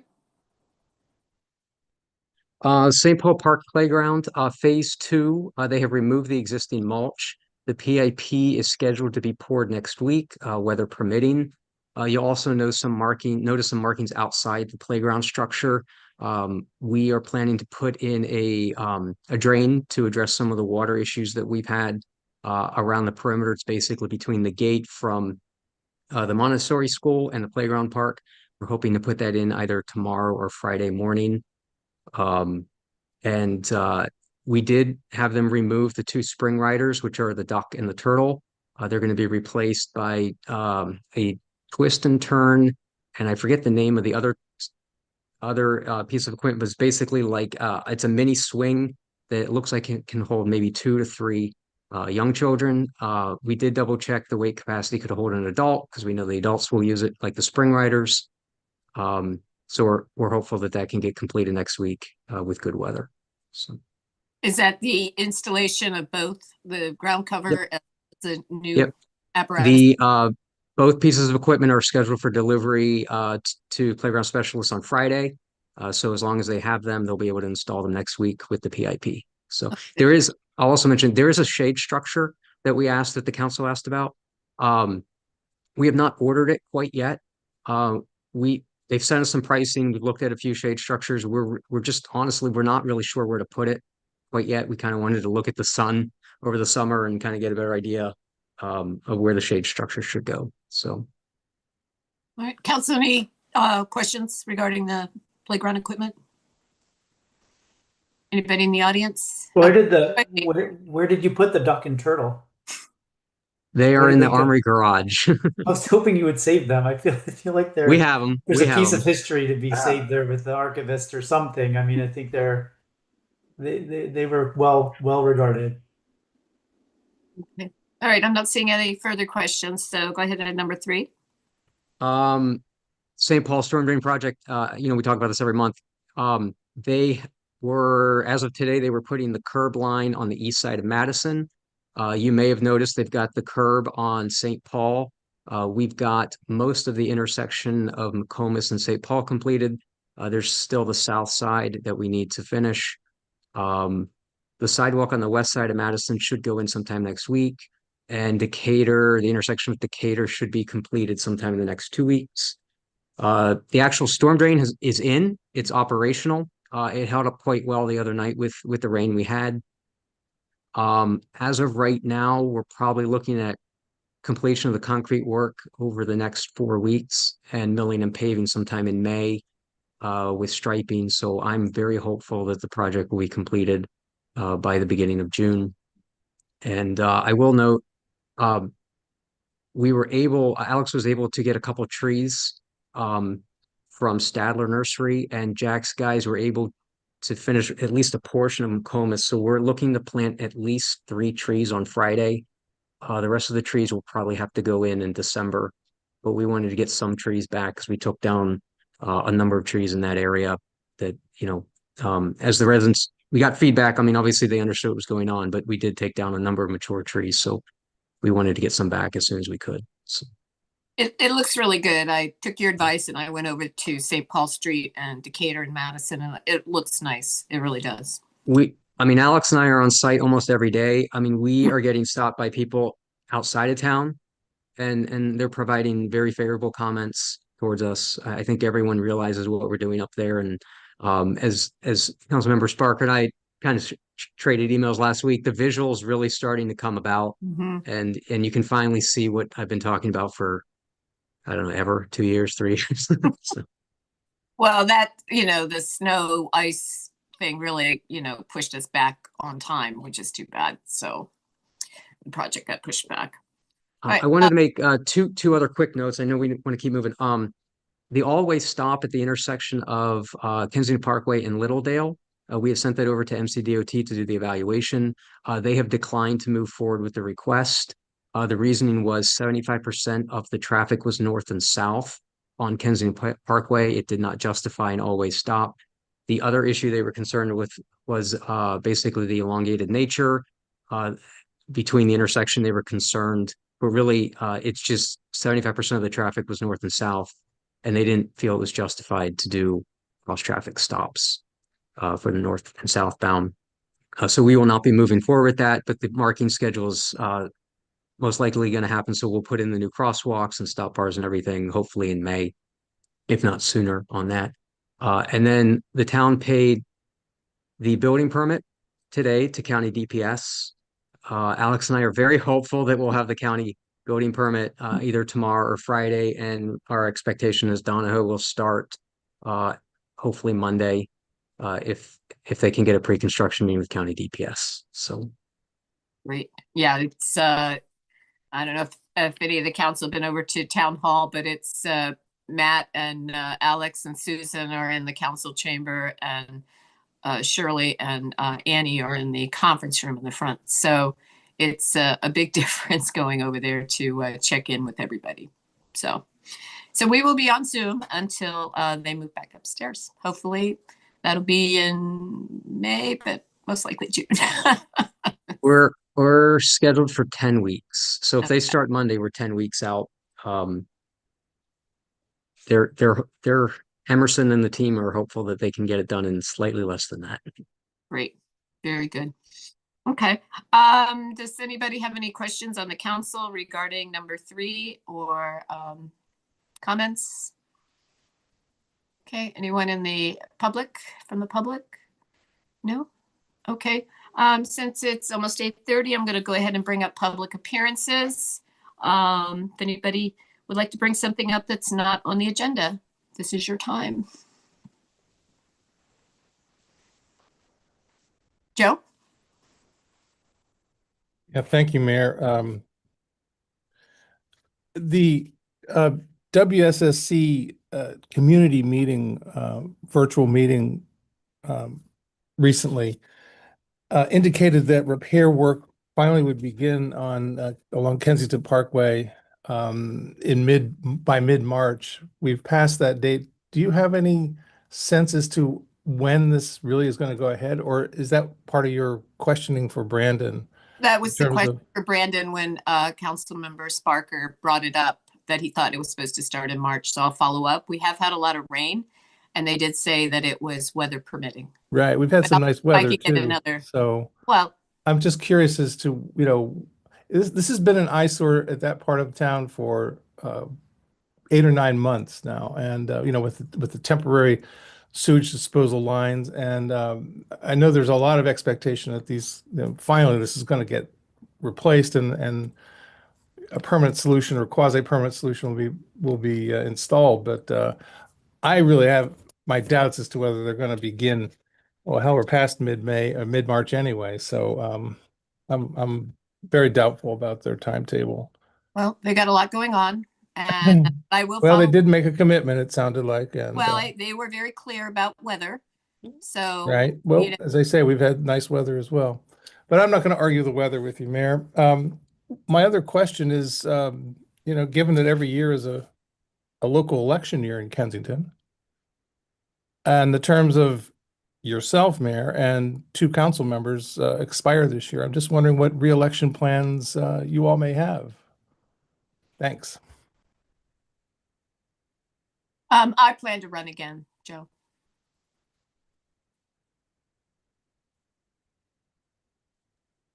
I haven't yet decided, to be honest, whether I'll run or not. I'm giving it serious consideration, though. Thanks for the question. I'm surprised you didn't ask it in January. This is the latest. I think it's a record, Joe. It's the latest you may have ever asked. Well, not to be predictable is always a virtue, it seems. And I also have not made a final decision, though I lean towards running. Very good. Thank you. Thank you very much. Okay, thank you, Joe. All right, let's move on to ordinance, resolutions, and regulations. Thank you, Mayor. Before you this evening is the introduction of ordinance number O-01-2026, an introduction of an ordinance of the mayor and council of the town of Kensington to appropriate and adopt the fiscal year 2026-2027, that's FY27, budget and to levy a tax on certain real and personal property under the provisions of section 6-203 of the tax property article of the annotated code of Maryland.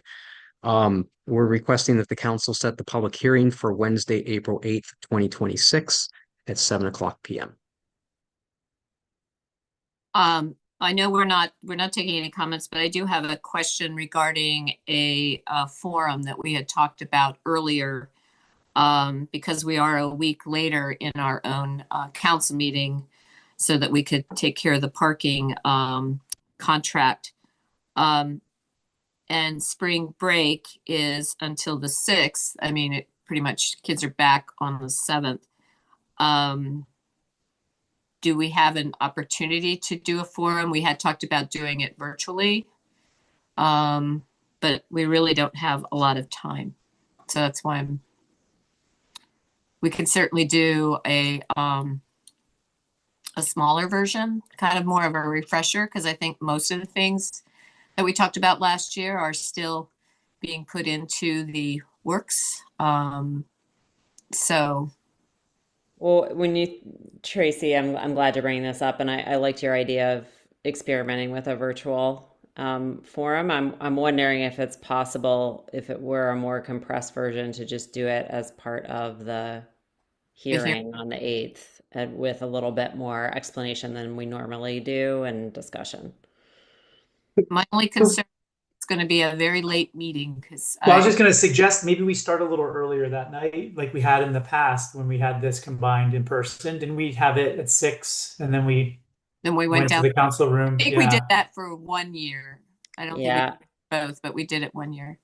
I have no problem with meeting at 6 o'clock on the 8th. I unfortunately can't. Okay. 6:30? No? Are you not here on the 8th, or? Yeah, I have to be in DC for meetings that day, and that run late. Okay. Well, I mean, is it an option? I know we're doing a resolution, but we could change the date to the 15th. Just to do the math, does changing the date change any of the when we need to adopt the budget by, Matt? No, we just need 15 days from introduction before we can hold the public hearing. I mean, I'd rather have the entire council there if possible. If you're proposing the 15th, I am available. That would work. And me too, but I'm curious about the comment about too long of a meeting. I don't know what the rest of the agenda looks if we're like. starting at 6, I mean, that would help. I mean, we have to be, I mean, I will say this, realizing that Matt and staff need to prepare whatever the presentation is, they already prepare the budget documents that go into the hearing. And to Nate's point, I think if we just expand on that and add, things around land acquisition and some of the bigger CIP things, I think if we can condense it all into one meeting, I think staff's presentation will dovetail nicely into the larger condensed budget review.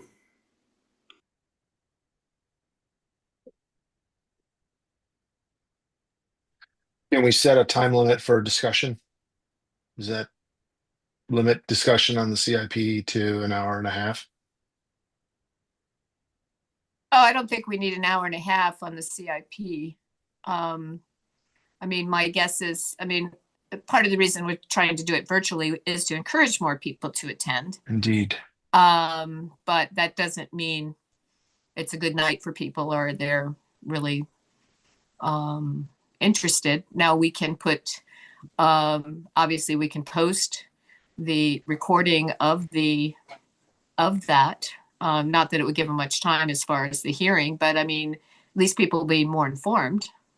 And, we could also, as we normally would do, encourage them, if they are not able to attend, they can send their questions in to mayor.council or to the staff to be reviewed and addressed during the meeting as well. And then they can watch it after the fact.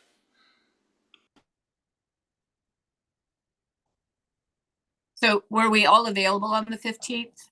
I didn't hear Nate.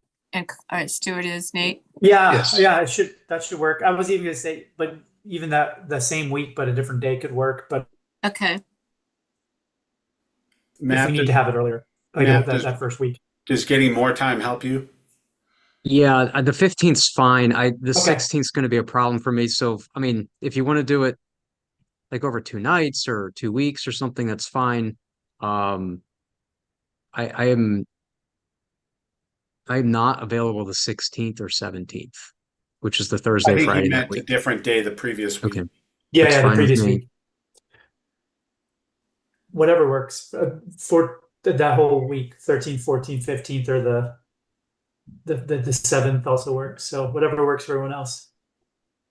So do the hearing on the 15th, the town council meeting on the 15th, and then do the, if you don't want to do both in the same night.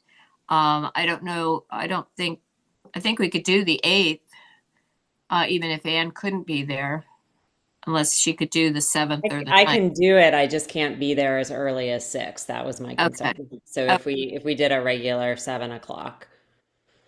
Okay, so if we did 7 o'clock for the, just for a budget forum, and then the town council meeting with hearing on the 15th.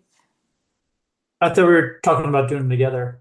Well, she can't start that early, but On the 15th, I could. If you moved it to the 15th, I can do it at 6. Yeah, sorry. I was hearing groaning about long meetings, so that's what It sounds like 35 already, so you know.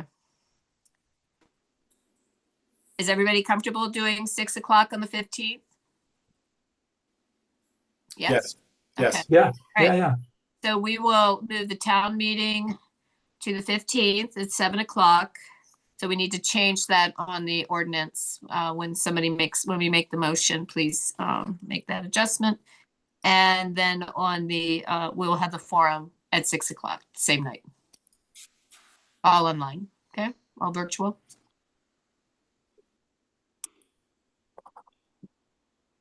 Okay. All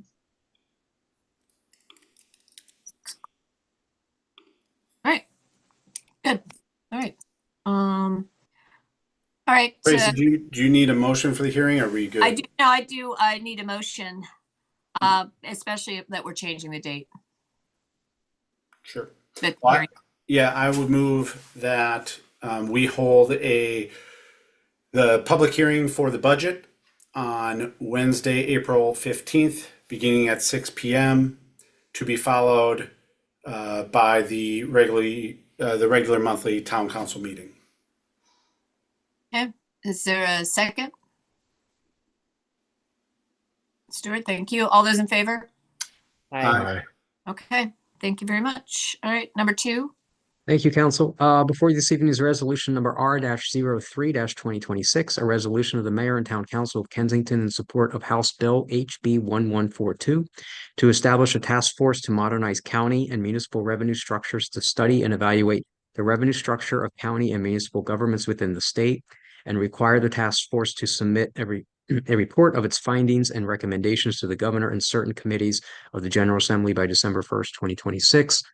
This was a request of the municipalities within Montgomery County, specifically to some feedback that the mayor received and all the mayors received about the possibility of highway user revenues being taken from municipalities from the state. So MML, they're the ones that wanted to make sure that all the municipalities do the resolution, approve a resolution to help maintain highway user funds. They're okay this year, but they might not be next year. Can I get a motion? I just had a couple of quick questions, if it's okay, because I didn't realize I didn't have a chance to look at the actual language of HB 1142. So it's about the highway user funds. I thought it was to explore other source of revenue. It's both. Sorry. Okay. Yeah. So I guess my main question was why the push now? I mean, we've gone through economic downturns and difficult budget periods, in the past. So I was just curious if there was any more background on why. And then whether, I know it's just to study it, but I don't know if they discussed when they reached out to you, Tracy, if there's any risk of the state then, if this would pass and tax revenue would come to us from some of the sales tax or whatever the other mechanisms would be. Is there a risk? Has it happened in other states where state taxes would then increase to fill the gaps of the taxes that, the shortfall that they would have that's going then to the municipalities? I guess that's probably some things that they would study, but I just wanted to flag a couple of these questions. And would we potentially be risking services that the town relies on from the state, like with the roads and so on, if they don't have the revenues and they're going to, municipalities instead. I just wonder if a full-throated endorsement of this, we might be a little more cautious. Do we know what the potential ramifications are of it? They didn't get into that much detail. I think part of it is a lot of the other municipalities, the smaller ones, are in need of more revenues. They're coming up short in their revenue, especially more in the rural areas. So I think it's mainly in support for them. I mean, we have other, especially for our town, we have a lot of businesses where, we're getting money from them as well for property tax. And so it is, will it help us? Yeah, I think anytime you can help give municipalities a little bit more option of finding more revenues is a good thing. But it's really meant to help smaller municipalities that don't have that opportunity. Okay. And you think that they would be studying some of these potential trade-offs of whatever mechanisms are used? That's what the task force will do? That's what I believe that they will do. Okay. Yeah, one of the other things, Nate, that I'd heard in just reading the communication from MML, I forgot, but I'm still surprised to see that we're one of only 6 states that doesn't allow municipalities to share in sales tax revenues. So we don't get them from the higher levels of government, and we cannot assess them ourselves. Now, for some of the more rural and those without commercial districts, that type of change obviously is not going to be impactful. But thinking for the town of Kensington, the ability to have a small sales tax, or at least a portion of the sales tax to come back to the town, I think would be great, so that we're not so dependent on highway user revenues, and we're not so dependent on property taxes. And so, this establishes a working group, but I think I would like there to be some real conversation with the state about some of the tax policies that have been unchanged for decades, and either get them to formalize the position of why they don't want to change it, or maybe start to begin to look at, maybe this is something we should be allowing municipalities to share in. Yeah. No, I agree that it's wise to study it. I was just curious what the impetus was right now, but that makes sense. Any other questions? Yeah, Mayor, I see that I'm just doing some research on this too, because I didn't know it was like Council Member Engel, I did not know it was for the intended purpose. It looks like they've got not too much time. December, by the end of the year, they have to have a report in. That's going to take December 1st, actually. Looks like that report. Is that enough time? Is that in keeping with like how these things are normally run? I can't answer that question. I don't know. I don't know whether this came in at the last minute. They do have bills that come in. Usually they don't, they ignore them, and they could ignore this one as well. But MML asked that we get, to approve these so they can show that the municipalities really want this to happen. So. Okay. And then the other thing I'll flag for the council is that task force is broken down into 13 individual folks, 7 of whom come from the state, and 5 of them come from local government. So with a chair sitting on top of it. So the local government representatives are not even going to make up the majority of the task force, which I think is problematic, in that if they're trying to make this a task force that will look out for the municipality, they don't even have a majority to weigh in here. They can be overruled by the state lawmakers. So that to me is could be fatal to the overall task force in reaching its intended design.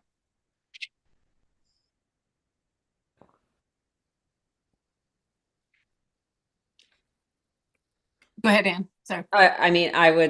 I just wanted to say that I would support the resolution, and also support that we communicate to MML that we would like to be kept informed and have an opportunity to provide input, even if that's through the task force members. Okay. Sounds good. Is there a motion? Do you need public comment at all? I didn't see any hands, but yes, anybody in the public want to? Nope. Can I have a motion? Sure. I move that we adopt resolution number R-03-2026. Is there a second? Second it. Thank you. All those in favor? Aye. Aye. Okay, thank you. Opposed. Opposed? Okay. Okay, so thank you. All right, number 3. Thank you, Council. Before you this evening is resolution number R-04-2026, a resolution of the Kensington Town Council confirming appointments made by the mayor to the Board of Supervisors of Elections. This is to reappoint Martha Deal, Spencer Harrell, and Robin Watson. There would be no change from last year. Any discussion? Any discussion from the public? Can I get a motion? I'll move to adopt Wait a minute. resolution. Joe's got an X. I don't know what that means. That means no. Oh, no what? No, oh, okay, you have no questions. Okay. No comment. No, No comment. Shit. Sorry. Okay. It's too exotic. I guess I'll that not was a use new one it. for me. I have not seen X's. Well, I've Okay. used it before. Anyway, sorry. All right. Is there a motion? Yeah, I'll move to adopt resolution R-04-2026, resolution, town council confirming the appointments to the Board of Supervisors of Elections. Okay, is there a second? Second. All those in favor? Aye. Okay, thank you very much. Okay, number 4. Thank you, I want Council. to talk about this a little bit, so go ahead, but get us started.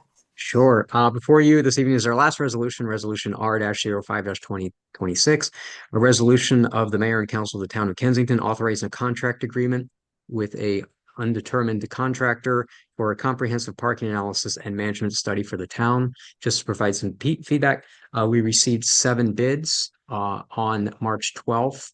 The parking task force was able to review the proposals.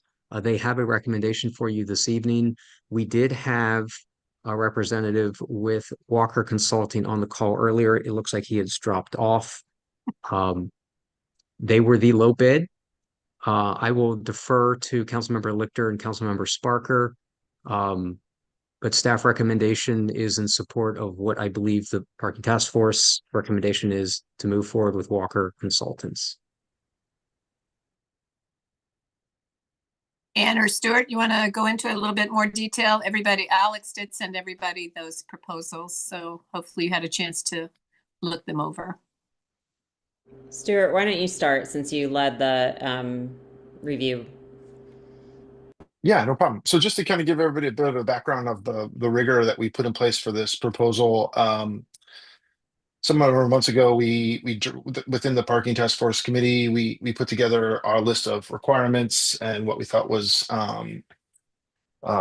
needed from a perspective of the RFP. We also contemplated a request for information, knowing that there's a lot of things in this industry that we may not know about. And so we wanted to solicit some information as far as like budget and cost and other kinds of things that we wanted to help round out our RFP.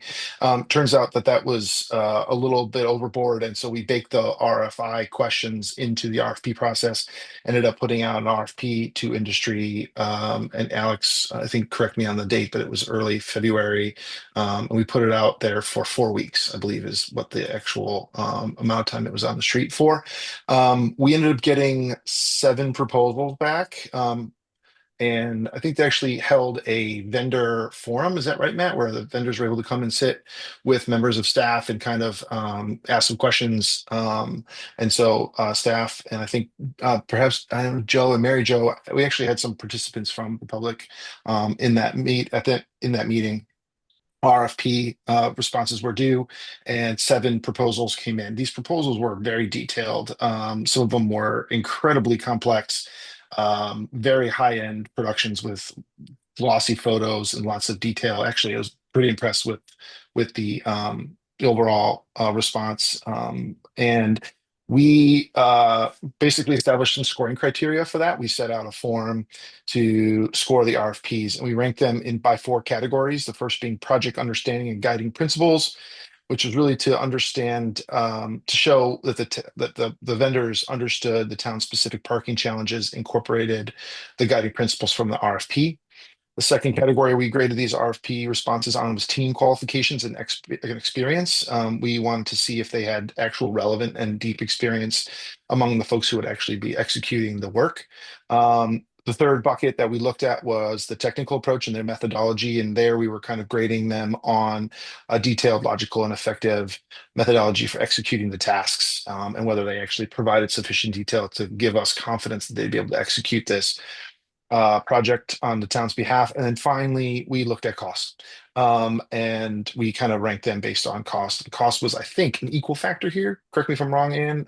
But I don't think we said this was like the lowest price technically acceptable or that kind of contract, but we were definitely being mindful of cost.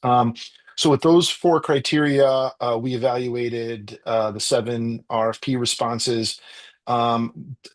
Joe, myself, and Mary Jo met on Monday. Councilmember Lichter provided her comments as well to our scoring rubric, and we shared that with the council and with the staff. From those 7, 6 of them provided substantive responses. One actually had, at the time we sat down and reviewed it, one of them only had their pricing attachment, and we actually did the analysis of their pricing and didn't have their substantive, the meat of their rest of their proposal until after the fact. So we essentially assessed 6. Long and short of it is we took those 6 and we kind of weighed them against each other. Joe and Mary Jo and I and Councilmember Lichter came together and we kind of coalesced around 3 main contenders. And those were the 3 that we shared with the rest of the council and the mayor.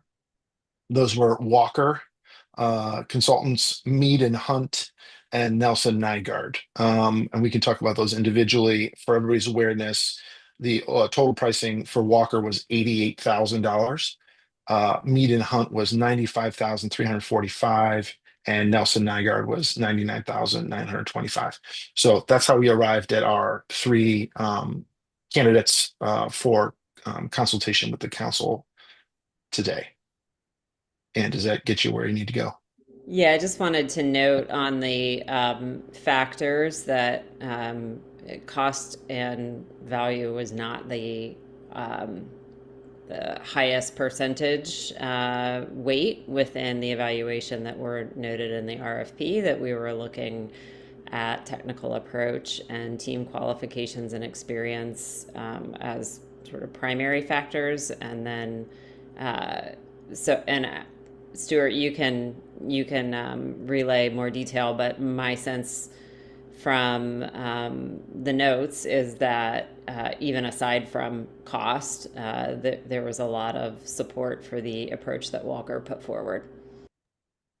Yes, that is true. Some high-level notes on our assessment from Walker Consultants is that, first of all, they don't propose to use subcontractors, which I think we weighed favorably across all the proposals. For our money, we thought that having direct comms with the folks who are actually doing the work was actually better for the town, given the limited bandwidth of the staff and not getting put through the runaround, trying to track down like, hey, who do I actually need to talk to solve these problems? So we thought that was a pretty dispositive factor.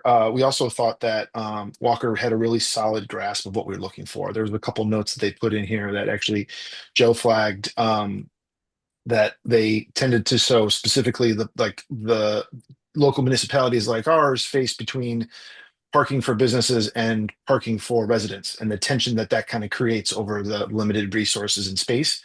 And so we thought that Walker's approach in specifically calling that out was really important for our analysis. We thought that they had local experience. They're actually based in Rockville. They've done studies in a couple municipalities in Virginia, Fairfax County, and Old Town Fairfax. So, and they, we thought that was good, that they kind of understand this area and they understand the complexities that we're facing here.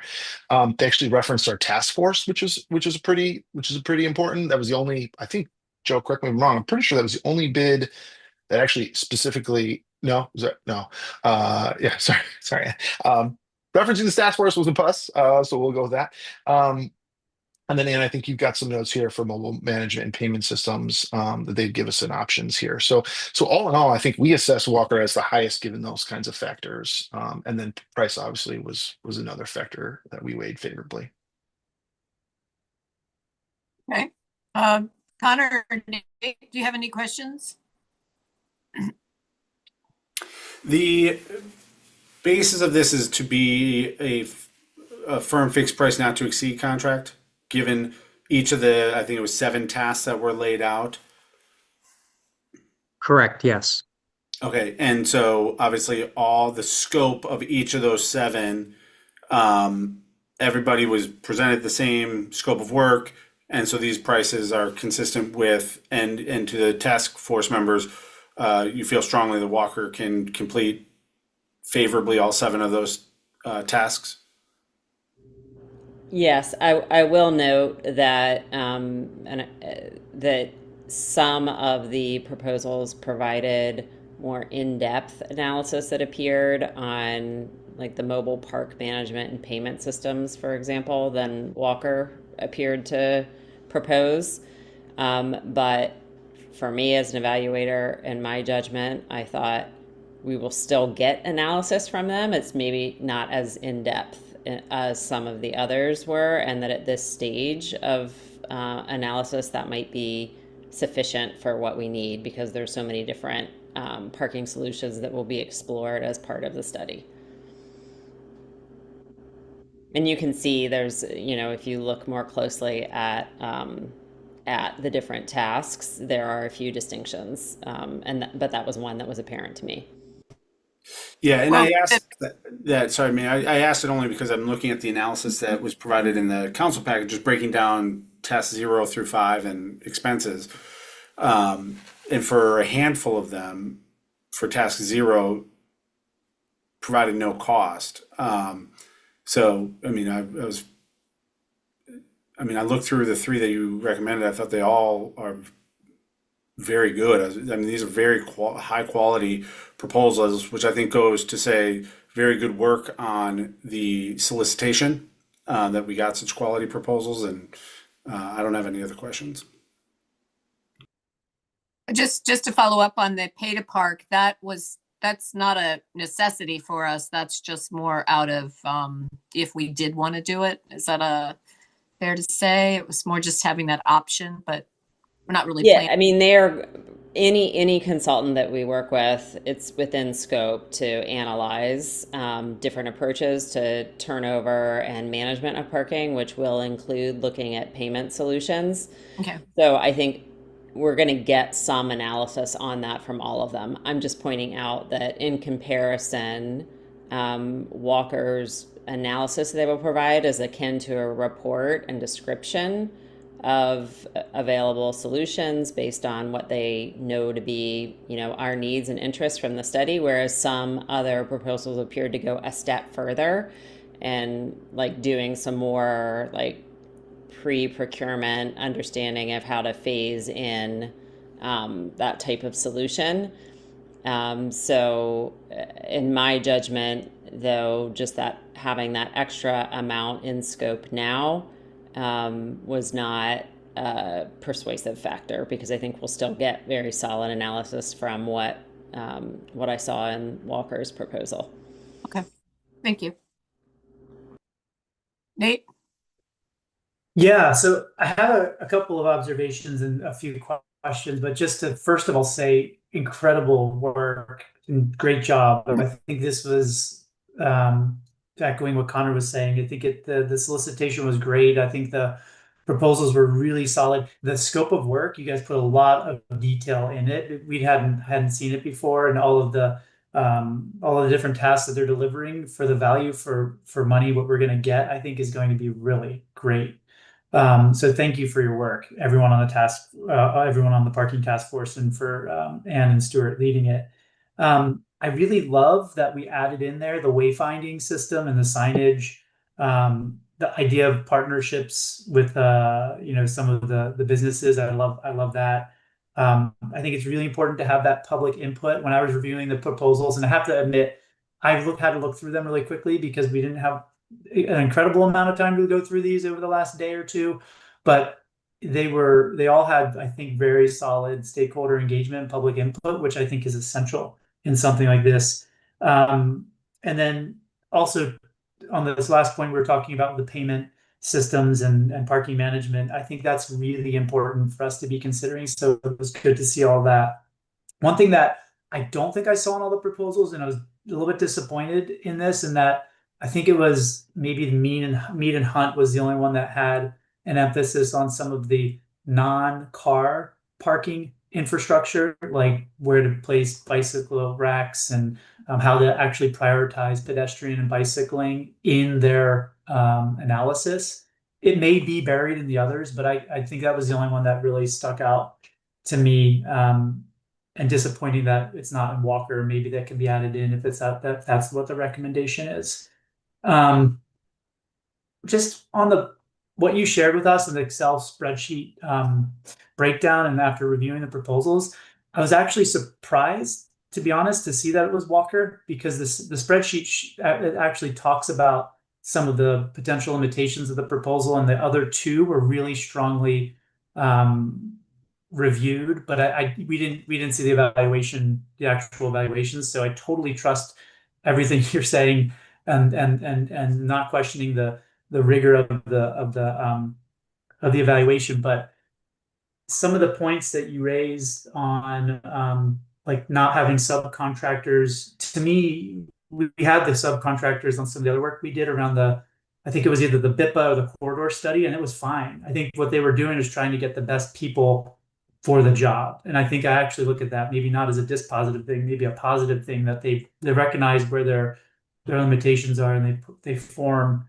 a consortium to put together the best proposal. So I actually don't see that as a negative necessarily.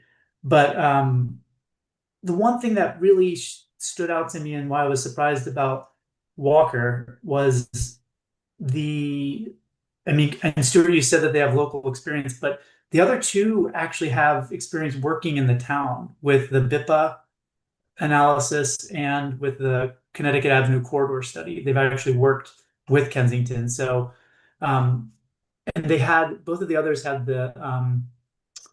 it's clear they came to the town, took photos, made it very specific to the town. And maybe I was a little bit more taken that they actually had town specific things in their proposal. But again, I reviewed it really quickly, and it was just, I was a little bit surprised to see that was a recommendation. But again, didn't see all of the analysis and so on. So just to make a couple of those points, I think it's worth noting as we reviewed these quickly. But again, appreciate the work. Put all the effort went into it. I'm sure we're going to get what we need out of it. One minor point, and this is for you, Matt, I think, and maybe I don't know if we need to amend the draft contract, but there are a couple of references on the first page about it being a townwide traffic study, and there's things around traffic study. I think you probably used language from a typical traffic analysis, so I would just recommend swapping all of that for the parking study when we actually do the contract, just to note that in that first page. That's it for me. Thanks. Okay, thank you. Does anybody in the public have comments? Joe?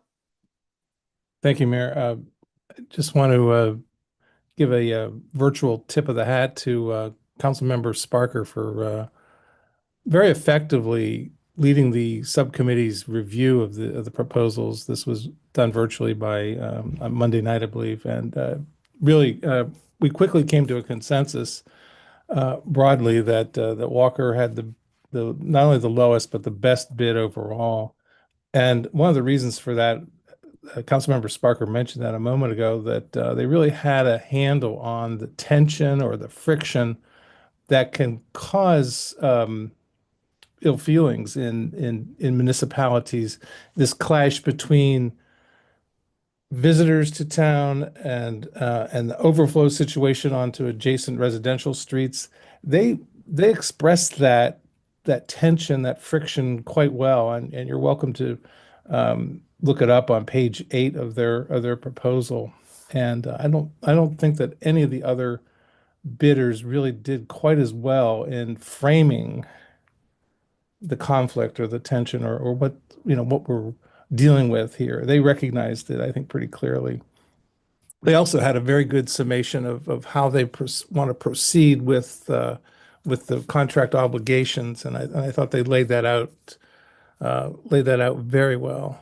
And they recognized the role of multiple stakeholders in this project, in this undertaking. So I think they really surfaced pretty quickly as the lowest and best bidder.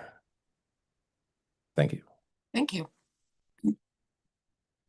So, so Matt, do you want us to vote on the ones we want, or just where they're recommending Walker, and then we'll just do a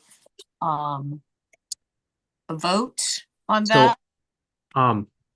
As Councilmember Sparker and Councilmember Lichter were on the email early this afternoon, staff's recommendation is for the council to approve the resolution this evening, awarding the bid to Walker Consultants in an amount not to exceed $88,000. Obviously, that's up to the council to proceed with. Staff was very happy with the bid results as well. We came to the same conclusion as the parking task force. We believed that Walker was the best application that we received. I will tell you that I have since heard back from the borough manager of Aspinwall. Of who? Aspinwall, Pennsylvania, which is one of their, I reached out to them first. I'm very familiar with them. It's not too far from where I used to live. They're right outside Pittsburgh. And she responded just prior to the meeting and told us, said that they were great. Would be happy to work with them again. We did reach out to their other references. We have not heard back yet. So, okay, that's good. All right. So maybe Ann or Stuart would like to make a motion.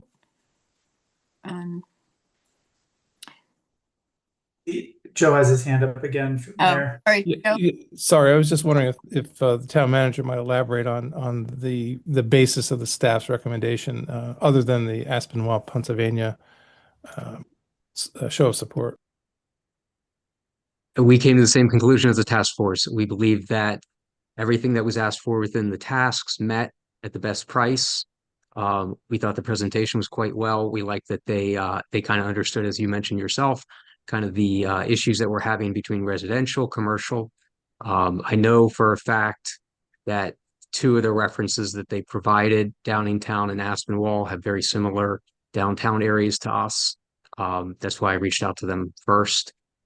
We've not heard back from, I think it was Falls Church, and I believe, was it the city of Fairfax? I think it was the fourth one. City of Fairfax, yeah. Yeah. And the city of Falls Church. Yeah.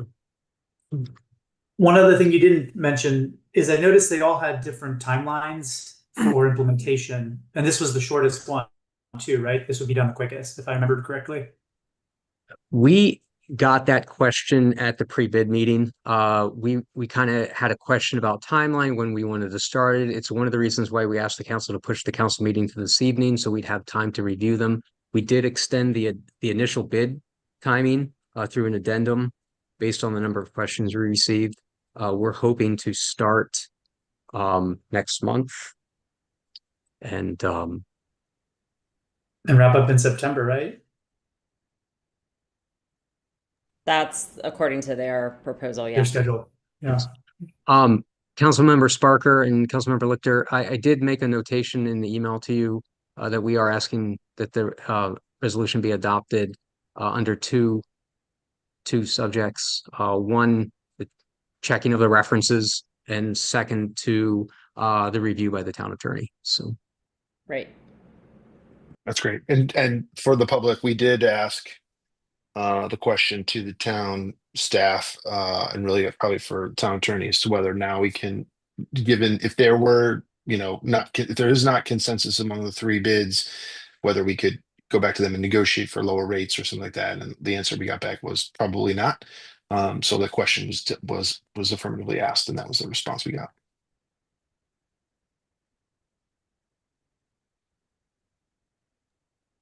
Okay.